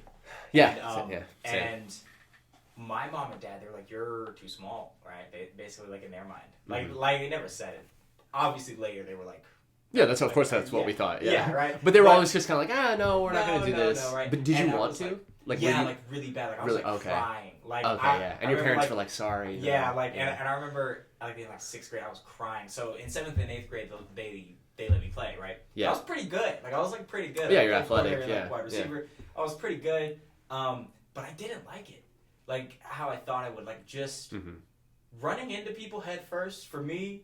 Never meshed well. Some people it does. Yeah, I know. But like for me, I wish I liked it, man. I had the same feeling, dude. It was just like this is dumb. Like, I like playing football. Like I liked playing flag football a lot. Like I like the game, but I was like, man, this is just not. And I always thought I was a bitch for that, but fuck that. Dude, it's fuck that, dude. Bro, just that shit sucks. Head first into somebody. I'll go fight. I'll go get like punched or kicked really hard. Yeah. But like, yeah, there's something about just... There's something about like careening your body into somebody else at full speed. Like a car crash. Yeah, it's like, maybe it's not the smartest thing to do. Yeah. It's like I ended up like not liking it. But I was still doing Taekwondo that whole time. So I did Taekwondo for about 6 years. And I got my 2nd degree black belt. So, and like Taekwondo. So I spent like a solid amount of time. Yeah. Doing like, like progressing and like, I was always like really, really good in point sparring tournaments, right? Like I was fast and I had like the leg dexterity for it because I started younger, and like the athleticism also helps. Yeah, of course. So like that was my entry. It was like point sparring, and then I took a break in high school where I didn't really do like combat sports because I stopped doing Taekwondo. I think at the end of like 8th grade. Mm-hmm. Maybe how long did you take a break for? In the freshman year. So all throughout high school, I just played soccer. Like that was like, really the thing. Yeah. And I just still kicking though. Yeah, still kicking, yeah. Right? So yeah. like it helped too because it's yeah, I'm sure. It helps so much with balance. Like like on like a weird thing, I think that's a really, really big reason why Gabe like he'll catch my kick, and even then it's like sometimes I'll just like yeah, right, because it's I caught some of your kicks today too, and it's just like super hard to catch you off balance. Right, because it's like a lot of it's like flexibility too, but like I definitely wouldn't have anywhere near the amount of balance that I do without like the 4 years of soccer. Yeah. No, sorry, 3 years of soccer because I didn't play my senior year. So, what happened with your senior year? Oh, you just didn't want to? So that's whenever I got back into martial arts was like my senior year. Okay. And it like what got you back into it? I just like I'd always like stayed interested, and then I don't know, maybe it was just like a really, really hot time like UFC or something. Where like I was like watching you were like, fights, oh man, and I was like, oh fuck, I think I can do that, right? Like I was and I was looking at it, and like there was so much stuff that I didn't know too. Like I saw like the ground game, and I saw like the wrestling, and I had like a lot of friends who were wrestlers, and I remember like I had like Taekwondo, like basically like make dojo stuff, right? Like it was like yeah, I could kick, but it's like, can you do that if a guy's throwing punches at you and like trying to take you down? Yeah, but I feel like Taekwondo's there to give you, like you said, the leg dexterity, the technique, maybe the athleticism, definitely. And like the hip, like all of that. Right? Yeah, kind of give you the infrastructure to build skills later. And I had like a bunch of friends who were wrestlers, and like I remember one time he was a lot smaller than me too, like because I was like getting kind of tallish at this point, right? So getting close to 6 foot, because I think I was like 5'8", 5'9", or whatever, and he was like 5'4", like 5'6", like he was a short guy. Yeah, and he was a wrestler. Yeah, and like he like took me down, and I was like, oh fuck! Like right after that, like I remember I was like, oh this can happen. Yeah. Right, and like it just, I was like, what do you? That was never on the table. Like, what do you even mean you can do this, right? Yeah. So I find a gym near me. Shout out to Knuckle Up Gym. You guys are great. Love you guys. But Knuckle Up Gym in Douglasville, Barber Place Mall. Go ahead and check it out. Great gym. Check it out. Yeah. Not sponsored, but would like to be. So, so was lucky enough to find like a really, really good gym by me. Like they were like a fighting gym. So not all gyms are fighting gyms. Like they have people that go and fight out of it. Yeah. And like a lot of them are just like fitness. Like, sure, like this martial arts, like cardio type thing, or like you said, like just a jiu-jitsu gym, or and they just had a that focus. too, but but this was like an MMA gym. There's fighters that go fight out of the gym, and there were pro fighters. Yeah. So my favorite guy to go with, and he also like doubled as like / striking coach, or really anything coach, because he was better than me in every area. Definitely still is, like in every area. Yeah. So like, but his name is Yimmy. So he's from Africa. This dude was killer. So shorter than me at this point, because he looked a gross spurt. I was like 6. So I technically had like the reach, like the length, like the height. I had the athleticism. Like I should have been able to like. In your mind, you're thinking, I'm like, okay, well he's like a little bit stronger than me because he's like what, like 27, 28. Okay, so he got some muscle. But on paper, I should be able to. Yeah. And he fought at 155. So at this point, I was fighting at 145. So he fought 10 pounds heavier than me, but he walked around about like 190. I was about like 165 at this point, probably somewhere around there. Okay, so he had some weight on you. So some weight on me for sure. And I was like, but like, if we're striking, I'm fast. I can get up. Yeah, pre-martial arts mind. I could take anyone, whatever. I'll be fine. I'll pretty much be in the UFC in a year. Yeah, right. And of course, like you go and thinking that. Yeah, of course. And I was like, I'm just gonna fucking go pro, bro. Like, this is what I want to do. I'm gonna do it. I remember the first time I walked into a jiu-jitsu gym, I was like, oh, here we go. Yeah. I was like, here we go, dude. Wait till they see me. Right. And then, dude, by the time, by the end, first practice, by the end of it, dude, honestly, after the first like 15 minutes of your first after the first 15 minutes of your first jiu-jitsu practice ever, it's like, oh no, you know what, with grappling it is so different, dude. Yeah, because my first day there was a striking day. Like, I just showed up on a striking day. Well, definitely because it was like what I was most comfortable with too, so I felt like I was gonna be able to, you know, like I was like, you know, like I walk in with a little bit of, you know, I was like, nah, yeah, they ain't never seen kicks like this before. Maybe they got the hands or whatever, right? Yeah. So dude. I mean, like, I got pieced up. So and I got carried by like my athleticism and the fact that I was like new. They didn't like.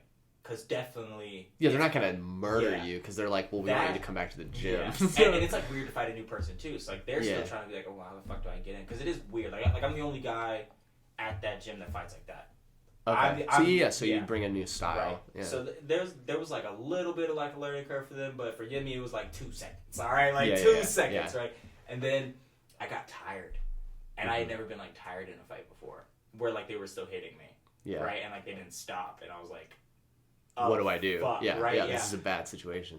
And after that, like I just like loved it, like which is like a weird reaction to have. To be fair, like I feel like you gotta be a little bit crazy to like want to be. Oh yeah, dude! I had a conversation out here in the hall, and this person was like, "You mean you voluntarily go get kicked?"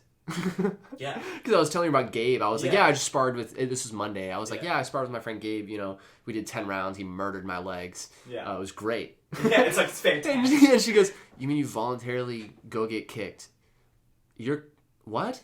You're fucking crazy." And I was like, "No, it's fun. No, you don't get it." And then you sound even more crazy. Yeah.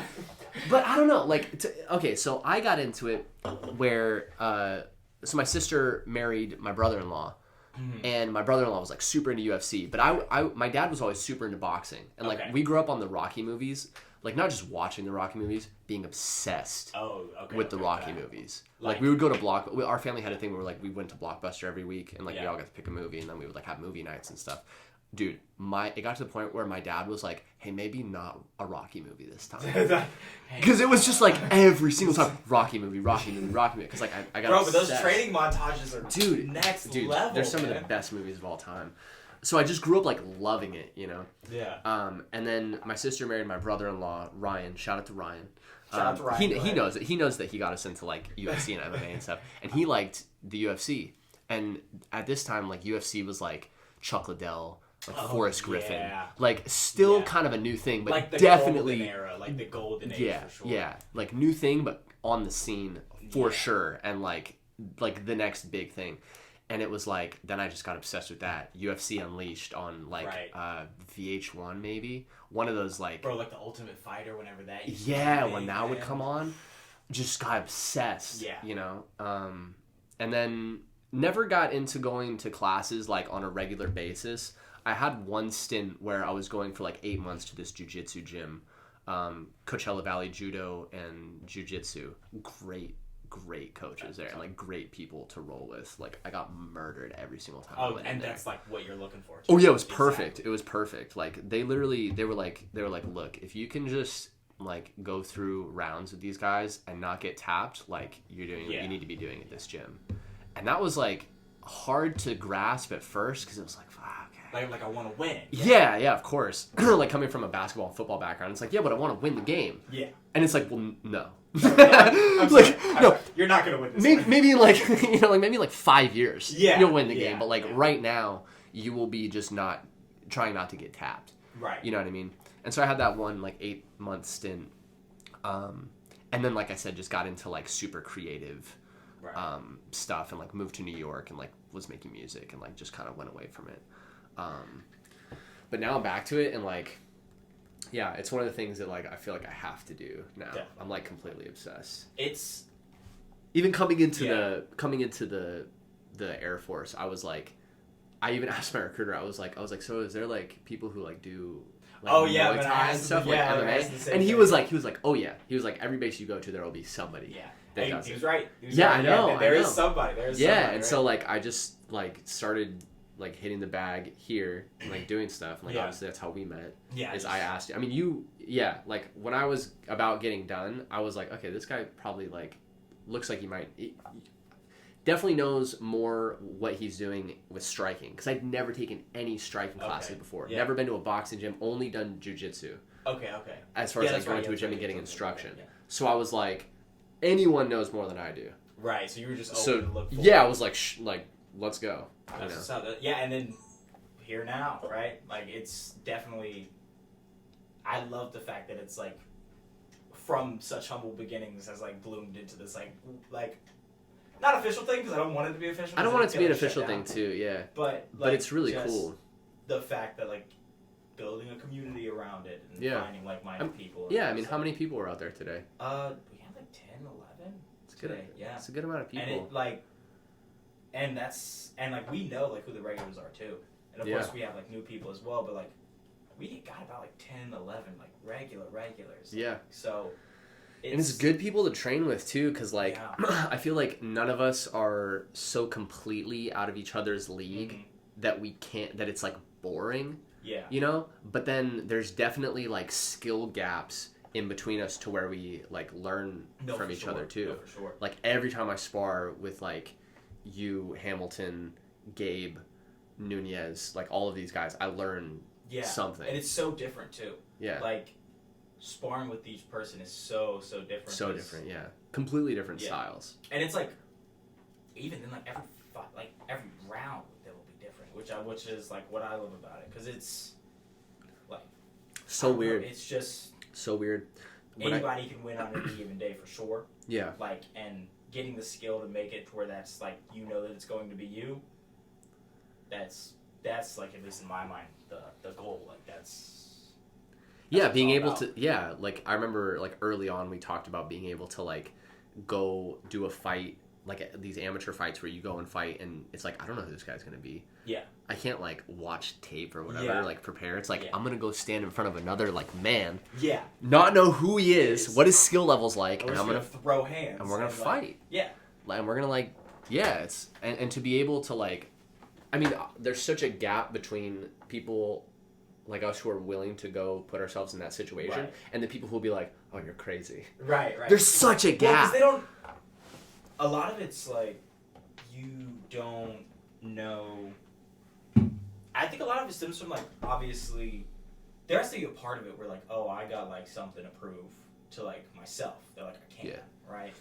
And it's, maybe they don't have that. Like, maybe they're just, like, cool with it, right? Yeah. But I feel some like people don't also... have... Yeah, some people don't have, like, a chip on their shoulder, like... I don't even think I... See, I did it, though, until, like...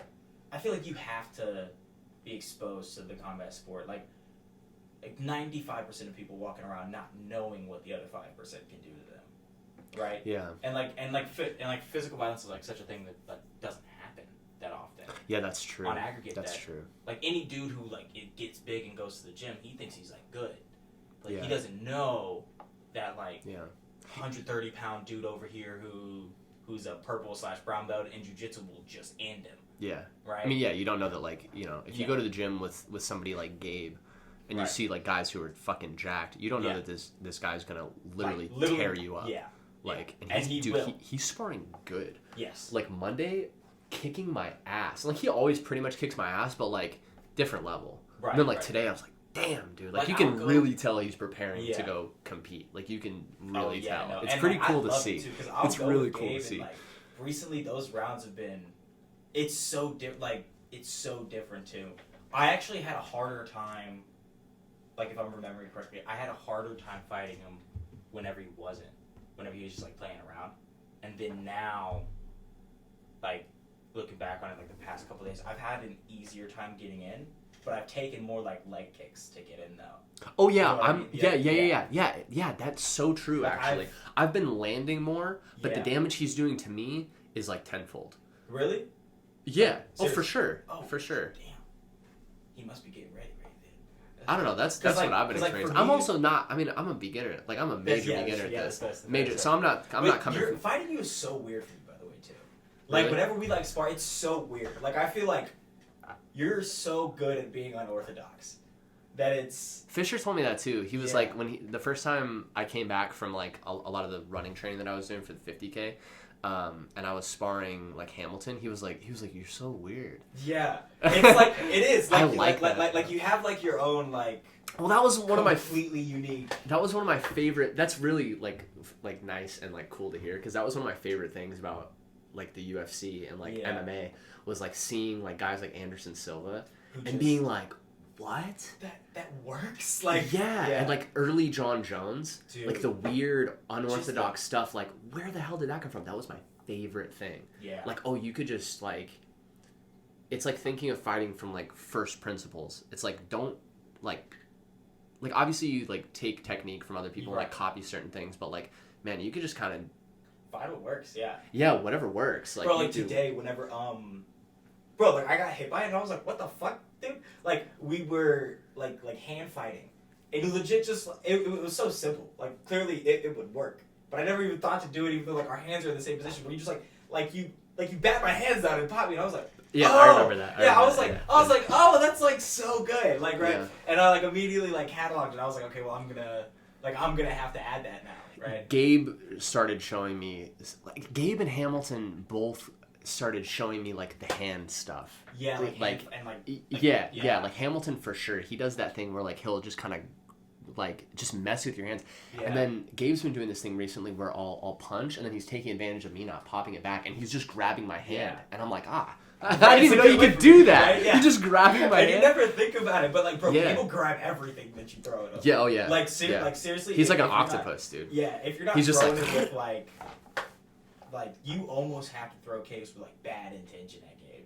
Yeah, no, he's taught me a lot about kicks because like I used to just be like, oh, I'm just gonna like you know like light spar, and now it's like, no, I better fucking kick him. Yeah, or else he's gonna, If I don't land this like with some bad intention, like he's gonna catch it, and like with me, like I'll fuck around because I'm like, he can't swing me anyways. Like he can, like definitely he can. Like I want to be clear, he can. Yeah.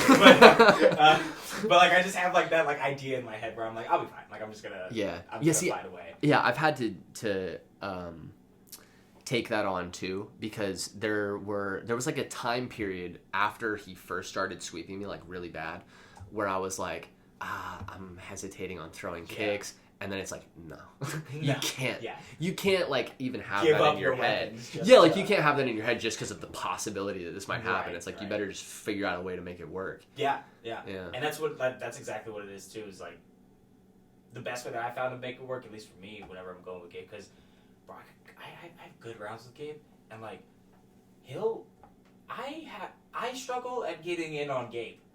And, like, I shouldn't. I, like, technically, like, objectively. Cause, on paper, you're taller, you're longer, he's a shorter guy. Like, I'm like, oh, like, I can kind of tend to do, like, the thing that I like to do where I'll, like, do whap, bap, bap. Yeah. But you have an interesting rhythm. That's why it's hard to spar you, because you'll switch up the rhythm sometimes, and then it's, like...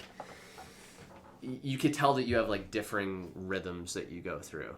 Like when you switch to the karate style and it's like kind of fast, or at least it seems like it's fast because it's like, oh, this could come at any second. Right. And then you have this more like laid back style. You switch it up a lot. Yeah. And a lot of it too is like, I feel like if you have that ability, like my idea at least is to get like those specific like things so sharp that like maybe my like normal like maybe if I'm doing like the aggressive but I'm still an orthodox but I'm going like throwing mainly hands, right, and like with like little like jab feints and whatnot, if that's not working, switch to the karate and see if that works, right? If that's not working, switch like the defensive laid back, like use the shoulder, kind of move, right, and then snipe from there. So and just have this like setup of 3 or 4 different frameworks that you just to use. Like just to have it to like throw out and see which one is working. Yeah, because it's like, and obviously there's like marriage between all of them. But definitely having different looks programmed for me that I can then like use to at least have like a baseline, at least for like my mind, to be like to change it, because if something's not working, like you want to change it like immediately and like be able to address it. And like when you're sparring, you're not gonna be able to think like, okay, how is he hitting me? Like, what am I doing beforehand? What am I doing afterwards? Like, to make this happen. Like, doing that is very hard to do. Like, maybe some people can, but I can't. Well, having someone watch and like coach you is so beneficial. Yeah. Like, I remember in the first competition that I ever did in Santa Cruz, like just coming back after the first round and having you be like, hey, like pop the jab. Yeah. It's like fucking obviously. You know, but I wasn't thinking about that. I was tired. It's my first competition ever. And like you got adrenaline and like everybody fights so much worse too. Whenever they're whenever you have a competition. Yeah. That's like, I feel like I'm ripping off GSP here, but like my like least it is the best and the worst part of fighting is like the fight, right? Whatever fight it may be, like the fight, like the competition, is the best and worst, because you'll never. It's my experience that, like, I've never performed as good as I do in sparring, right, as I do in the fight. Yeah. But a lot of that is, like, again, you're just not... There's so many other variables, And you're not thinking. Like, because I think all of us are pretty... Like, I describe us as, like, cerebral fighters. Like, none of us are really, like, berserkers and brawlers who just... No. Like, so... No. Hamilton can be that way sometimes. He can be. Yeah. He can be, which is a good look. It's good to see. Yeah. But even then, it's like a calculated use of it, right? Yeah, because he doesn't do it all the time. Yeah. He'll kind of like, you know, sweet science, and then fucking... And just, right? And it's terrifying whenever he leaps into. Like, I'm always terrified to box Hamilton. Me too. Like, I just dance and do my best Sugar Ray Leonard impression. Like, I'm literally the whole time just moving, popping out the jab. As soon as he starts recording me, switch the other way, go back the other way. Like, half of it's just me juking him. So he can't, zero in. Yeah, I mean, I tried to stand up with him and, like throw hands and, like, pressure him a couple times, and every time I've gotten popped. Yeah, it is, like... And I don't, he like... pops, too. Like, And he's super humble about it. And I think he was just trying to make me feel better. But he popped me really good, like, a week or two ago. And he was like, oh, it was because you were, like, coming in. Like, I didn't really throw it that hard. And I was like, felt pretty good. Felt pretty good. Like, felt like you, which is fine. Dug in on that one, right? Yeah, like, I'm okay with it. But you said this after that one, like, really long training session that we did, like, a week or two ago. Like, it's not fun to get hit. No. Like, that's not the reason I like fighting. Like, yeah, and like, I don't know, there's some people that may look at that and be like, oh, come on, man, it's like, no, fuck that, dude. Fuck you, I'm not trying to, like, brawl and, like, that's not what's fun about it. And also, like, I'm not trying to get brain damage. Like, it's so dumb. No, what's fun for me is, like, treading that line of danger. And, like, doing, like, the thing that I love the most, you might be able to tell, but the thing that I love the most is, like, whenever I'll counter. Like, I love countering. But, like, going into that is, like, I don't like to just counter. I like to predict what you're going to throw, move as you're throwing it, like, have it, like, just barely brush by, right? Like, slicking it, boom, and then, like, move out of the way and not be touched, right? Yeah. So, to me, that's, like, if I could fight an entire fight where I just put on a clinic and it's just, like, I don't get touched once, but they're throwing, but I'm, like, sitting here, like, in the Matrix, just like, getting out of the way and just, like, fighting, like, a perfect fight. That's, to me, like, that's it's because it's beautiful. Yeah, it's like the sweet science of it. Right. Like, that, it's that, like, Floyd Mayweather, like, if you can't hit me, you can't beat me. You can't win. Like, that's so, it's just a great strategy and, like, philosophy. And it took so long for people to, like, really implement it the way that he did, right? Because it took so long. Because obviously, like, there's such a big, especially in competition, too. This is another reason why I really like Floyd, because his mind has to be so stably set on what he's going to do. Because, like, he'll still get hit sometimes in competition. Like, sure, yeah. Rarely. Sure, but everyone's going to get But everybody's going to get it right. And there's such, like, a competition, I feel like, bred in, like, people who fight, where, like, you want to get that one back. So, like, you're going to start... It's just natural. It's so weird. Like, there's times where I'll get hit, and then it's so weird. I want to hit them with the same thing. Yeah. And like, you want to get the exact, like, Yeah, and you want it right then. Yes. So you're like, you get hit with the hook, and it's like, I want to get him with the hook right now. And it's like, where does that come from? It's so weird. It's so weird. And like you said, it's keeping that at bay and being like, no, that's dumb. Like, I'm going to instead, like, the heck off. Why did he? All right, that shouldn't happen. Why did he tag me again? All right, if he comes in with the set, and like, I'm gonna set up my own thing and not just like trade blow for blow. Right. Because anybody could win in that. Like, that one's just going to be coming down to luck and who hits cleaner. Yeah, because that's not even fight. That's just like, there's no...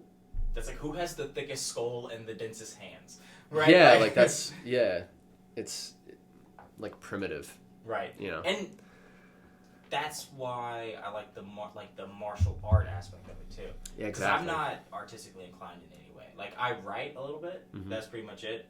The only art that I've been inclined to is like writing and or reading and that, but like music, drawing, none of that has ever been like, I've just never been interested in it. Number one, and number two, never put any time and never been inclined to it. Right, like never shown any time. Yeah, it's just not your thing. Yeah. But the martial art aspect of it, like that's how I feel that I end up expressing myself fully.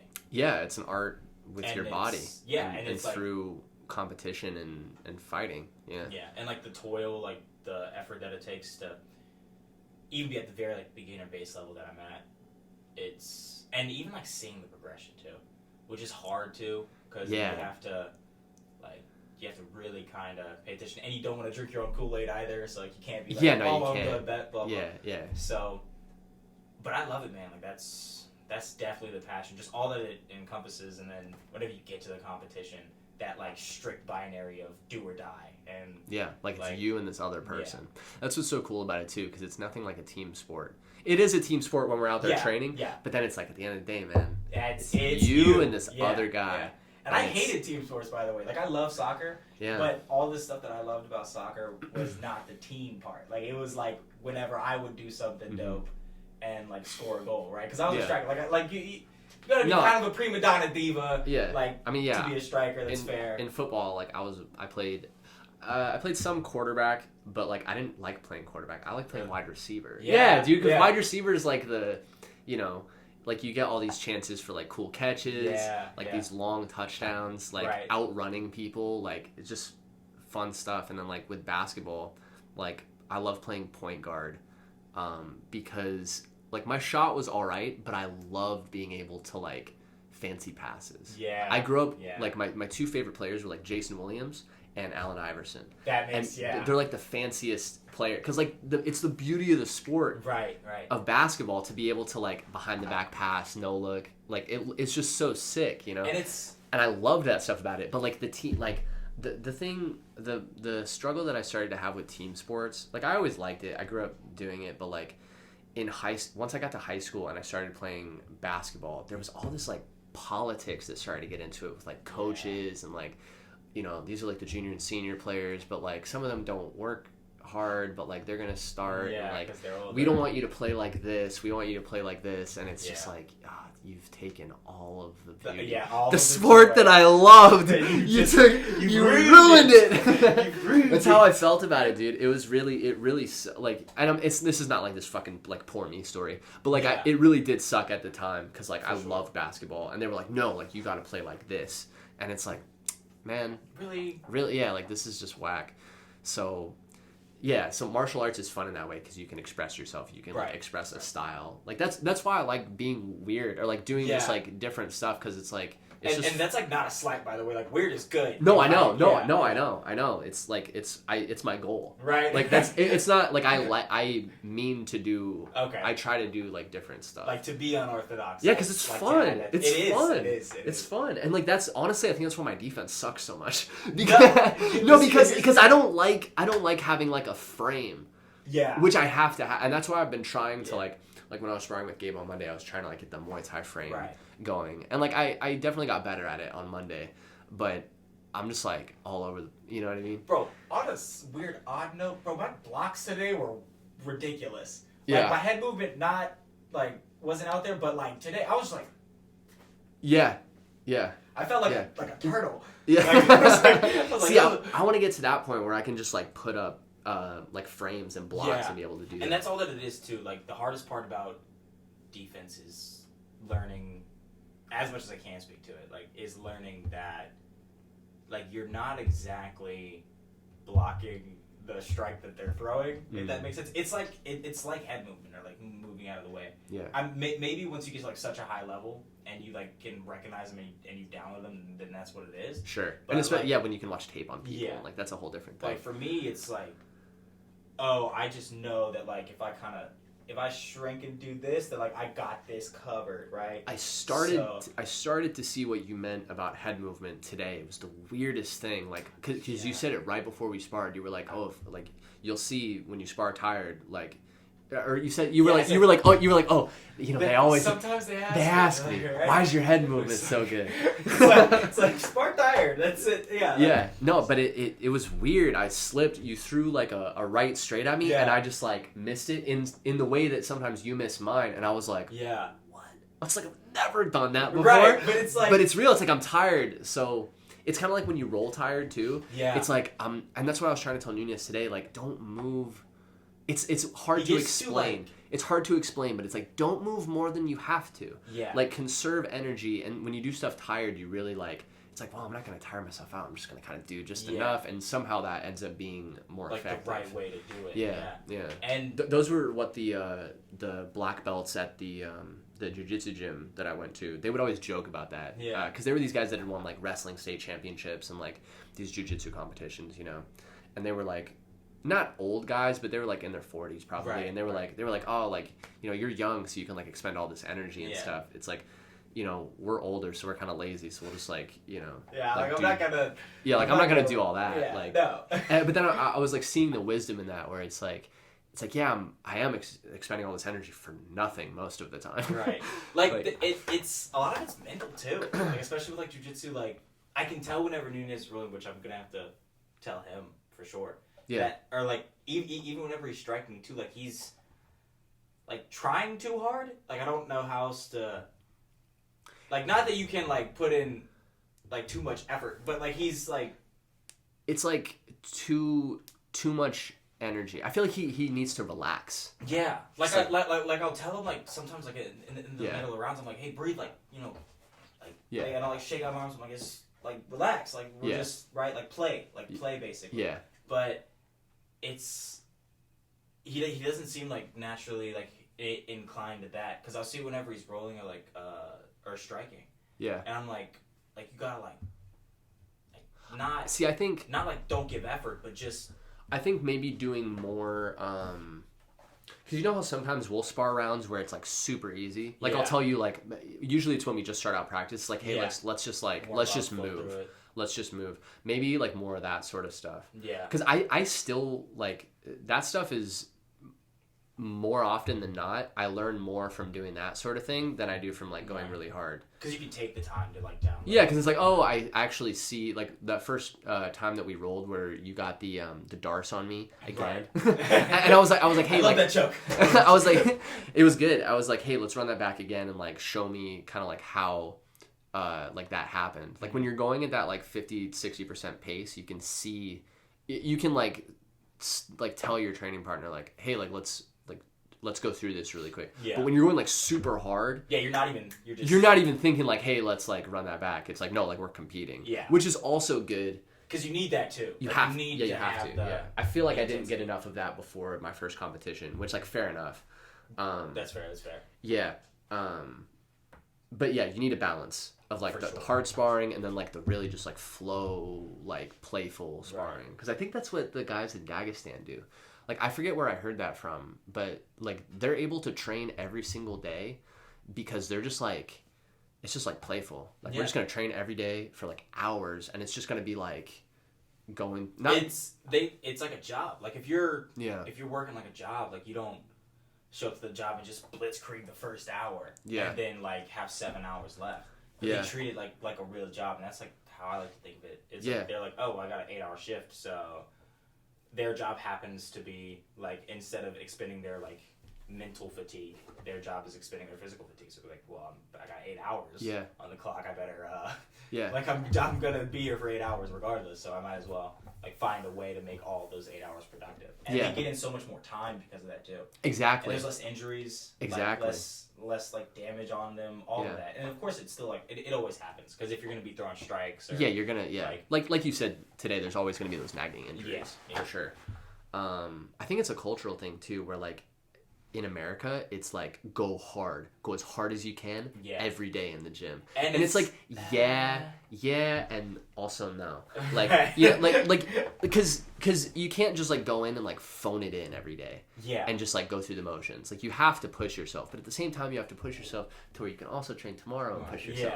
It's like such a it's a balance. It's such a hard balance to make. Right? It is. Yeah. Like my thing is, if I'm lifting weights, I'll pretty much just go like full blast. Same. And then like I got to fatigue. Yeah. Like Like I'm like my muscles are just, like I got like the pump, like I'm full of blood, like my muscles are just done. Yeah. It seems like with lifting that's the way to do it. Yeah. Because you know, it just seems like you kind of have to push yourself to that limit to see results and get stronger. Yeah, you have to. But with sparring, like I don't think I've ever like never gone like you can't get into a war and sparring. Yeah, because like it's not even conducive, and that's not to be like well like no, it's like legit. You don't even want to. Well, yeah, you're not gonna learn anything. Yeah, you're literally what are you gonna learn going 120 miles an hour? Nothing. Sparring. Yeah, like what do you okay? What do you learn from like so you've had two or three fights. Three fights. Yeah. Like no sparring gear, legitimate fights. Yeah. Right. So like, do you feel like you learned? Obviously, you learn things from the fights. Yeah. But do you learn in the same way as like? No. The things you learn in training? No. My experience with it is like my last like conscious moments of my fights are like when the cage door closes. Right. And I'm not like, bro, like you got adrenaline and shit. You're like, you're about to stand in front of another man. And you're like a caged animal with another caged animal about to fight that other caged animal. Yeah. Right. So, like I've always described it's like the loudest thing ever is like that cage door closing for sure, and it sounds like a movie scene. It's like like keeps going. I swear it like reverberates for like hours. Yeah. But, and it's not even like that loud. Like I'm sure nobody else can hear it, but like you're just like hyper aware sensitive. Of everything, and like you have adrenaline just so high. Like that's why I love it. By the way, it's the most like pure form of existence that I've ever found. Like that's like that's in there, in there it is the most pure form of existence. Like in my opinion. Yeah. But in what way? I want to kind of dig into that. It's just tell me about that. Like there exists nothing besides like this person in front of you, and like your will to like not even to win because you're not even thinking at like that level at that point. Like there exists nothing besides this other person and your will to like survive and like dominate them and like become like win to an extent because like you know that's how you survive basically. Right. Is like you have to beat them. Yeah. So, and that's it. Like there's no like you're not sitting there like oh damn did I like forget to pick that up from the store on my way home or like there's nothing. Like that. There's no outside. Else. It's the most focused that you can be on a task. And there's not even like a crowd. Like at that point, like it's silent to me. Like you don't hear anything besides like the breaths and like the and like that and like whatever. And it's just like an anime scene. Like it's like a movie. Like it's like a movie. Like I don't know how to like your life for however long that fight goes on is like the fight scene in a movie. But it's you and it's real and like the punches and kicks hurt. Yeah. And like you know that yours do too, though. But like you don't know though. That's the weirdest thing. That's the weirdest thing, dude. Like I think about that when we're sparring too. It's like I wonder how. Yeah. I don't know how it feels. Yeah, and like but I know how. Will have poker faces too. Yeah. Like, I got a pretty good one. Like I'm like mine's like like a lot of times half of like winning a fight too is dealing with the pain better. So that way, because like, you'll get into their head. They're like, oh, like my shit's not doing anything. Yeah. And they think that like you just start crumbling them down, like mentally and physically. Because you can never know how your strikes feel. Yeah. So if they're just acting, like a lot of the times you see Mayweather smile. Yeah. And it's like, oh, it's not even hurting him. And it's like, yeah, you don't know if that's the case. But it seems like that. Yeah, yeah. Like, to everybody else, they're like, well, why would he smile if, like... And that's what that's why I'm so happy, though, whenever I spar. Because, like, it's all part of the same, like, practice. Like, for me, it's all practice for it, right? Yeah. Because, ideally, like, you want to be able... Like, you want to... In my mind, you want to practice being able to, like, get hit and, like, be hurt. Yeah. And be like, like, and then just, like, still keep going. That's what I've been practicing with Gabe. Like, no, seriously, because, like, he'll take my legs out, and I'm just like, and then I'm like, no, I can't react like that. Yeah, like, you literally just can't. Yeah, I can't. Because what am I going to be? Oh, just hold on. No. Right. Yeah, like, no. You have to keep going. And that's what that one competition showed me, which I'm not going to compare to those experiences being in the cage, because, like, I'm sure that's completely different. It's super similar, though. It is, like, super similar. I'm sure it's similar. Still... Like, it's not so much like people think about like the crowd around you, or like, because like you're not thinking about mostly what afterwards. You're not thinking about what other people are thinking about. Like the nervous part is, and like, or at least for me, where all the other adrenaline comes is like, I want to win because I want to survive, and also this, like, I know this other grown man wants to as well. Yeah. And like, I'm going to have to go through him. Yeah, like, literally there's no other option. Like, there's the beginning of the fight, and then there's the end of the fight. Yeah. And there's no getting out of this next, like, 15, 20 minutes. Right. You are going through this 15, 20 minutes. And I'll be damned if I come out, like... Yeah. Like, hating that 15, 20 minutes, right? Yeah. Because I've been there before. Like, I've lost a fight before. I'll be damned if that shit happens. What's your record? 2-1. 2-1. Yeah. Okay. So I lost my last fight to a guy who did by rear naked choke. So we... tips and tricks, lads. Don't start feeling yourself whenever you're piecing them up on the feet, and go for a double leg. Stick with what works, guys. Don't switch it up. Stick with what brought you to the game. Yeah, didn't know he was a jiu-jitsu purple belt until afterwards. Mm-hmm. But definitely don't be overconfident either, though. Like, that's another thing. You can't. You have to take. I think it may have been Tyson who said, like, never underestimate anybody. Yeah. Anybody. Yeah. No matter what. Like, you see a guy that you're about to fight, or, like, you see anyone, literally. Like, that's one thing that martial arts has definitely taught me. Like, dude, you don't know. You have no clue. Don't know what anybody else you have no clue. That guy may look like a chump. You have no idea. No idea, And he, like, bro, Mans could be world champion. Yeah. And, like, you got no idea what other people have, man. Yeah. So, But no, it's like super similar. Like, even in that last competition, like, I didn't get like the same level, obviously. I feel like once you've been in it like decreases. Yeah, like, yeah. Because you're just like, just like how even going from my competition back to sparring, it's like oh, this is because I remember just starting out with sparring, it was like, oh fuck. Yeah. But it's like no. Yeah. This is practice. Yeah. Yeah. And that's what I think people need to do, like, at least spar.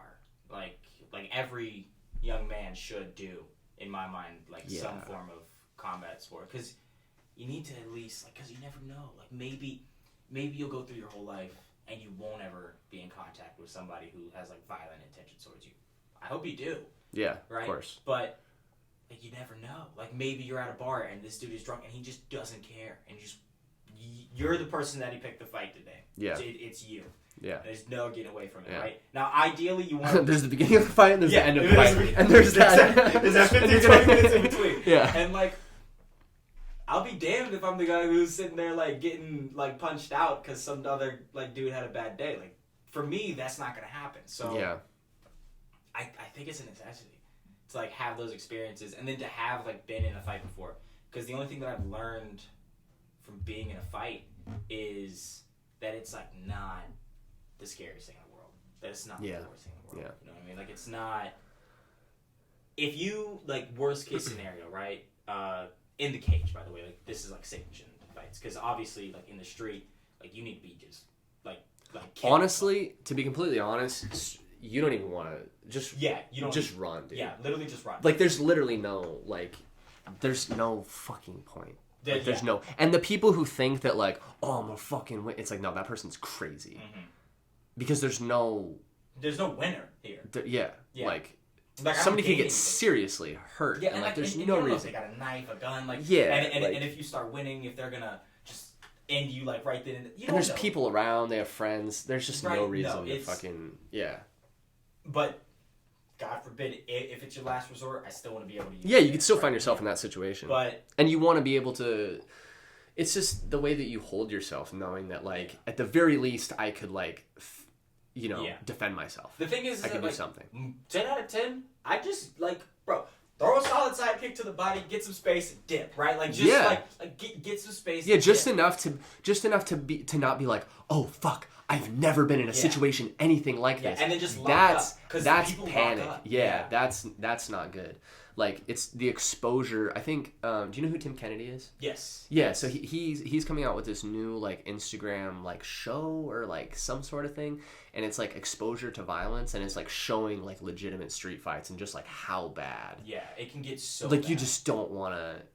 And it's good to see that stuff because, like, you just don't want to get involved in that shit. No. And basically, like, that's the purpose of... But again, like, back in for like sanctioned fights, worst thing that's gonna happen. Look, if you get sparked, right, you get knocked out, you'll be fine. Yeah. Like health wise, you'll be fine. Yeah. Even it's like, not the end of the world. Yeah, and even like worst case, if you break a leg like Anderson Silva, it'll heal, right? Like you'll be back. You might not be able to fight again, but even then, like, he still kept fighting. Like, you'll be back. You'll be fine. If it's sanctioned and like the referee's there, you're gonna be okay, right? Yeah. So it's like breaking that mental barrier of realizing that yes, while it is like kill it be killed in here, right? Yeah. And that's how you it's going to be so hard to stop your mind from just convincing you that that's the truth. Like, well, yeah, because like that's like the biology, the ancient years of biology at work.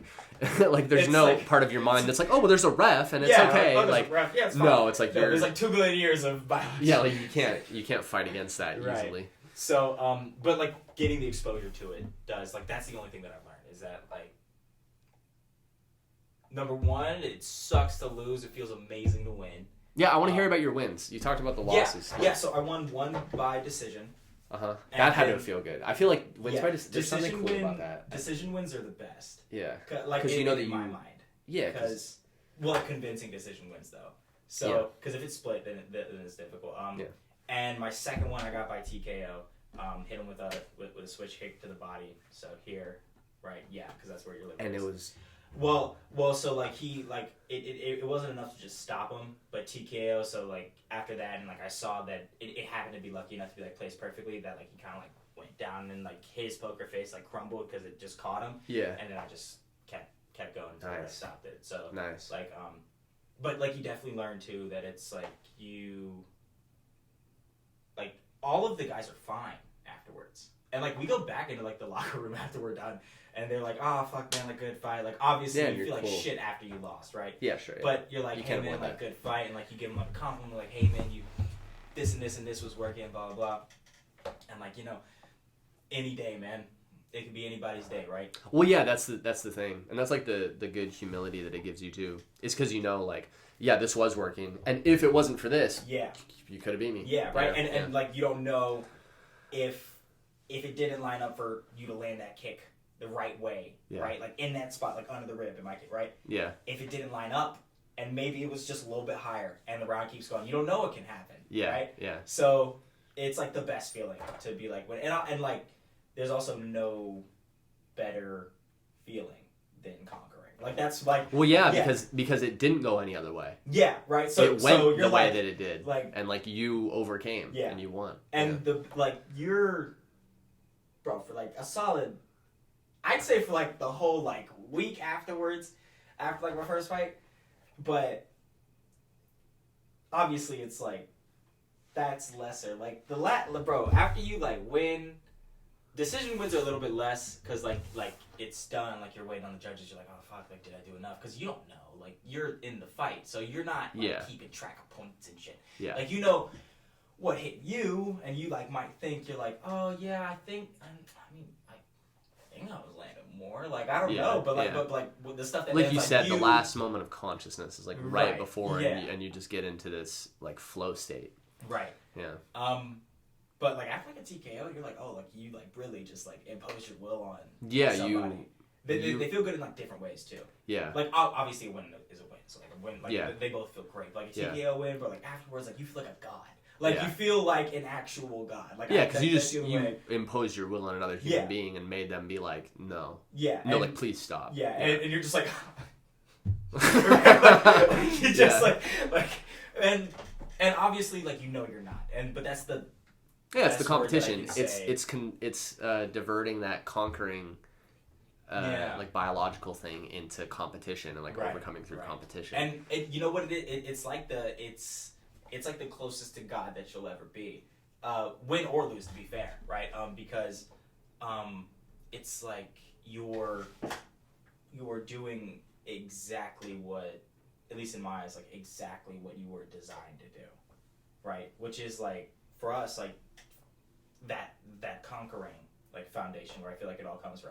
Like you've just successfully conquered like a nation or something, right? Now it's just this other person. We just use like the analogy. Like you've just successfully done like a main biological prerogative, and you're in line with like however you think that relates to like existence as a whole, like and how that relates to you. Yeah, like we've been talking about like millions of years of evolution has led up to like this like feeling in you being successful, like, and like being fulfilled, and like having the binary black and white to say that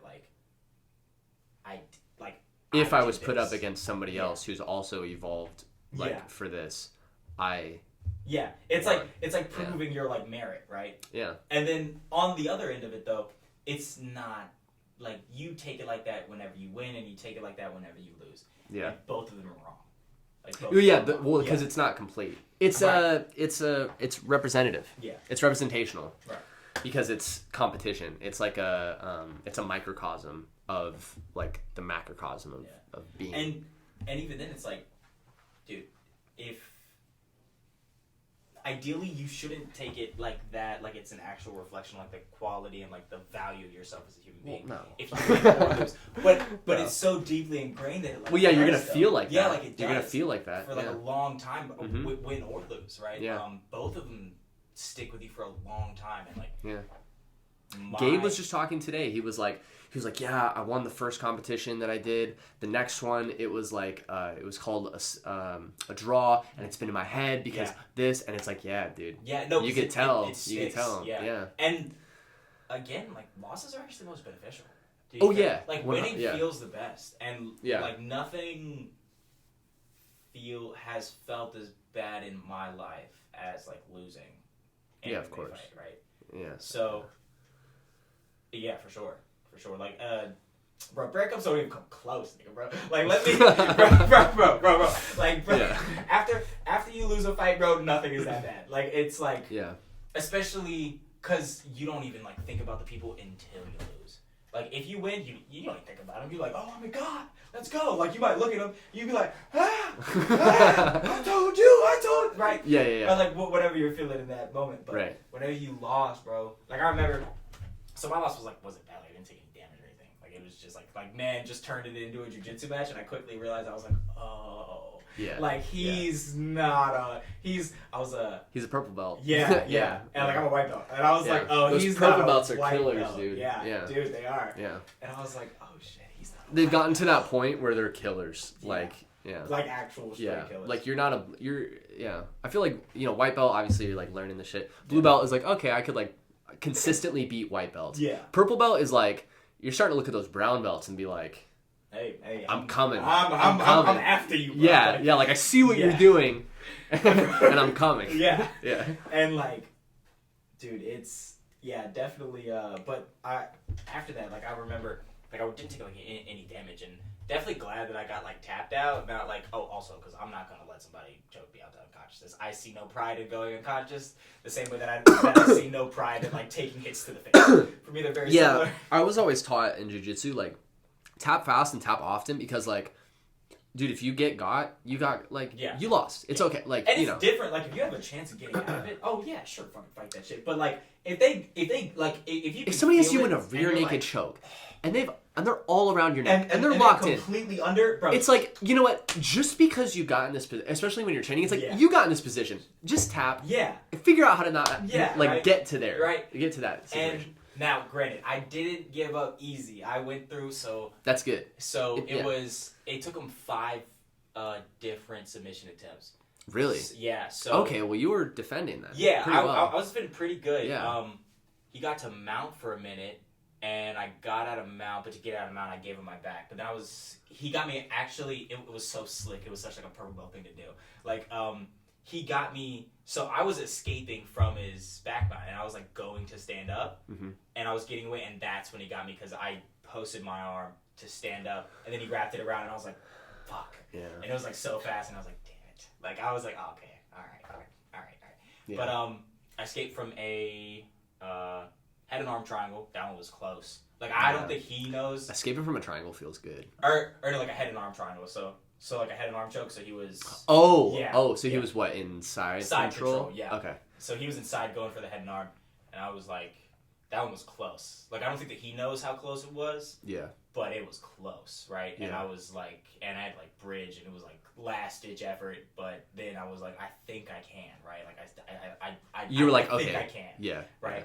Yeah. And there was still a chance, so I was willing to get out of that one. Yeah, of course. Try like 3 or 4 other rear naked choke attempts. Went for something from mount, but I can't quite remember it. It's impressive that he went through 5 different submission attempts and you were able to because it was pull like, it off until the. Sounds like you almost got out of the situation. Yeah. It granted though, never should have put myself in it to begin with because I was like winning on the feet before, but you get overconfident. That's the skill of a purple belt. Like that's the difference between a purple belt and like a white or a blue belt is like, a white belt maybe 1 submission attempt and then the entire string of strategy has fallen apart because of like that's where I'm at or like same. Yeah, like, I if I go have 2. If I'm working from guard, I have 2. Like that's it. Yeah, like if I go for something and I miss it, it's like crap. The whole game, like the chessboard is wiped. Yeah, it's like okay, restart. Yeah, like, but for for a purple belt, it's like okay, well there's that, and then that didn't work. Well, I have this. Yeah, and then and then I can keep hop on it. Yeah, yeah. And like no, but it's like I wouldn't trade it for the world though, because the loss. Yeah, no, like that's my most important fight. It definitely sticks with you a lot more too. Yeah, but it's also that's like the most important lesson for sure. Is like number 1 knowing that you can be beat, like because it's one thing to get like beat in sparring too, and then like to get beat in a fight where like you're going full blast, right? Because even in sparring, like there's always like a thought in the back of your head, or at least in mine. I'm like, okay, but like if we were going full blast, like what if we were actually fighting? Yeah, of course. How does that change, right? Yeah, of and course. like obviously you'll never know because like it's your sparring partner, but right, but. Whenever you like figure it out, you're like, okay, well, going full blast, like 100%, like I lost, like why? And then just all of the growth that comes after it, and then like having to deal with like the mental stress of it, right? Because it's like it's so shitty. It's like the same highs like that you get are reciprocated on the low end if you're not. It's just as low. Yeah. So if you're gonna do that, definitely, or if you are gonna be a fighter, like. The thing that I'm learning in my very, very beginner stage of like trying to pursue this as a career option is that you have to have like the mental fortitude to kind of enjoy it and like also feel bad whenever you lose too, but like really realize that it doesn't determine like the quality of your life aside from your job. Yeah. And that it's not like a reflection on you as well. That's looking at it from a professional point of view, you know? And you have to. Like, and recognizing, too, that it's the journey of the whole career. Yeah. You know? Yeah. It's like, of course you're going to have mistakes in the beginning. For sure. Plus, it's an amateur record, and that shit gets wiped if I go pro. Yeah, exactly. So really, it doesn't mean shit. So really, I'm undefeated, basically. Yeah. I'm undefeated until that first pro fight. Right. And then I will remain undefeated. Remain undefeated, right? Exactly. But no, it's, I mean, it's all it really is, right? Yeah, journey. You know, trying to figure it out. It's all a journey. Yeah. I think we're at 2.5 hours. Oh shit! All right. Yeah. So let's wrap it up, bro. Yeah, that's what's up. Makhai Wrin Bamberg, fighter, linguist, history aficionado. History nerd.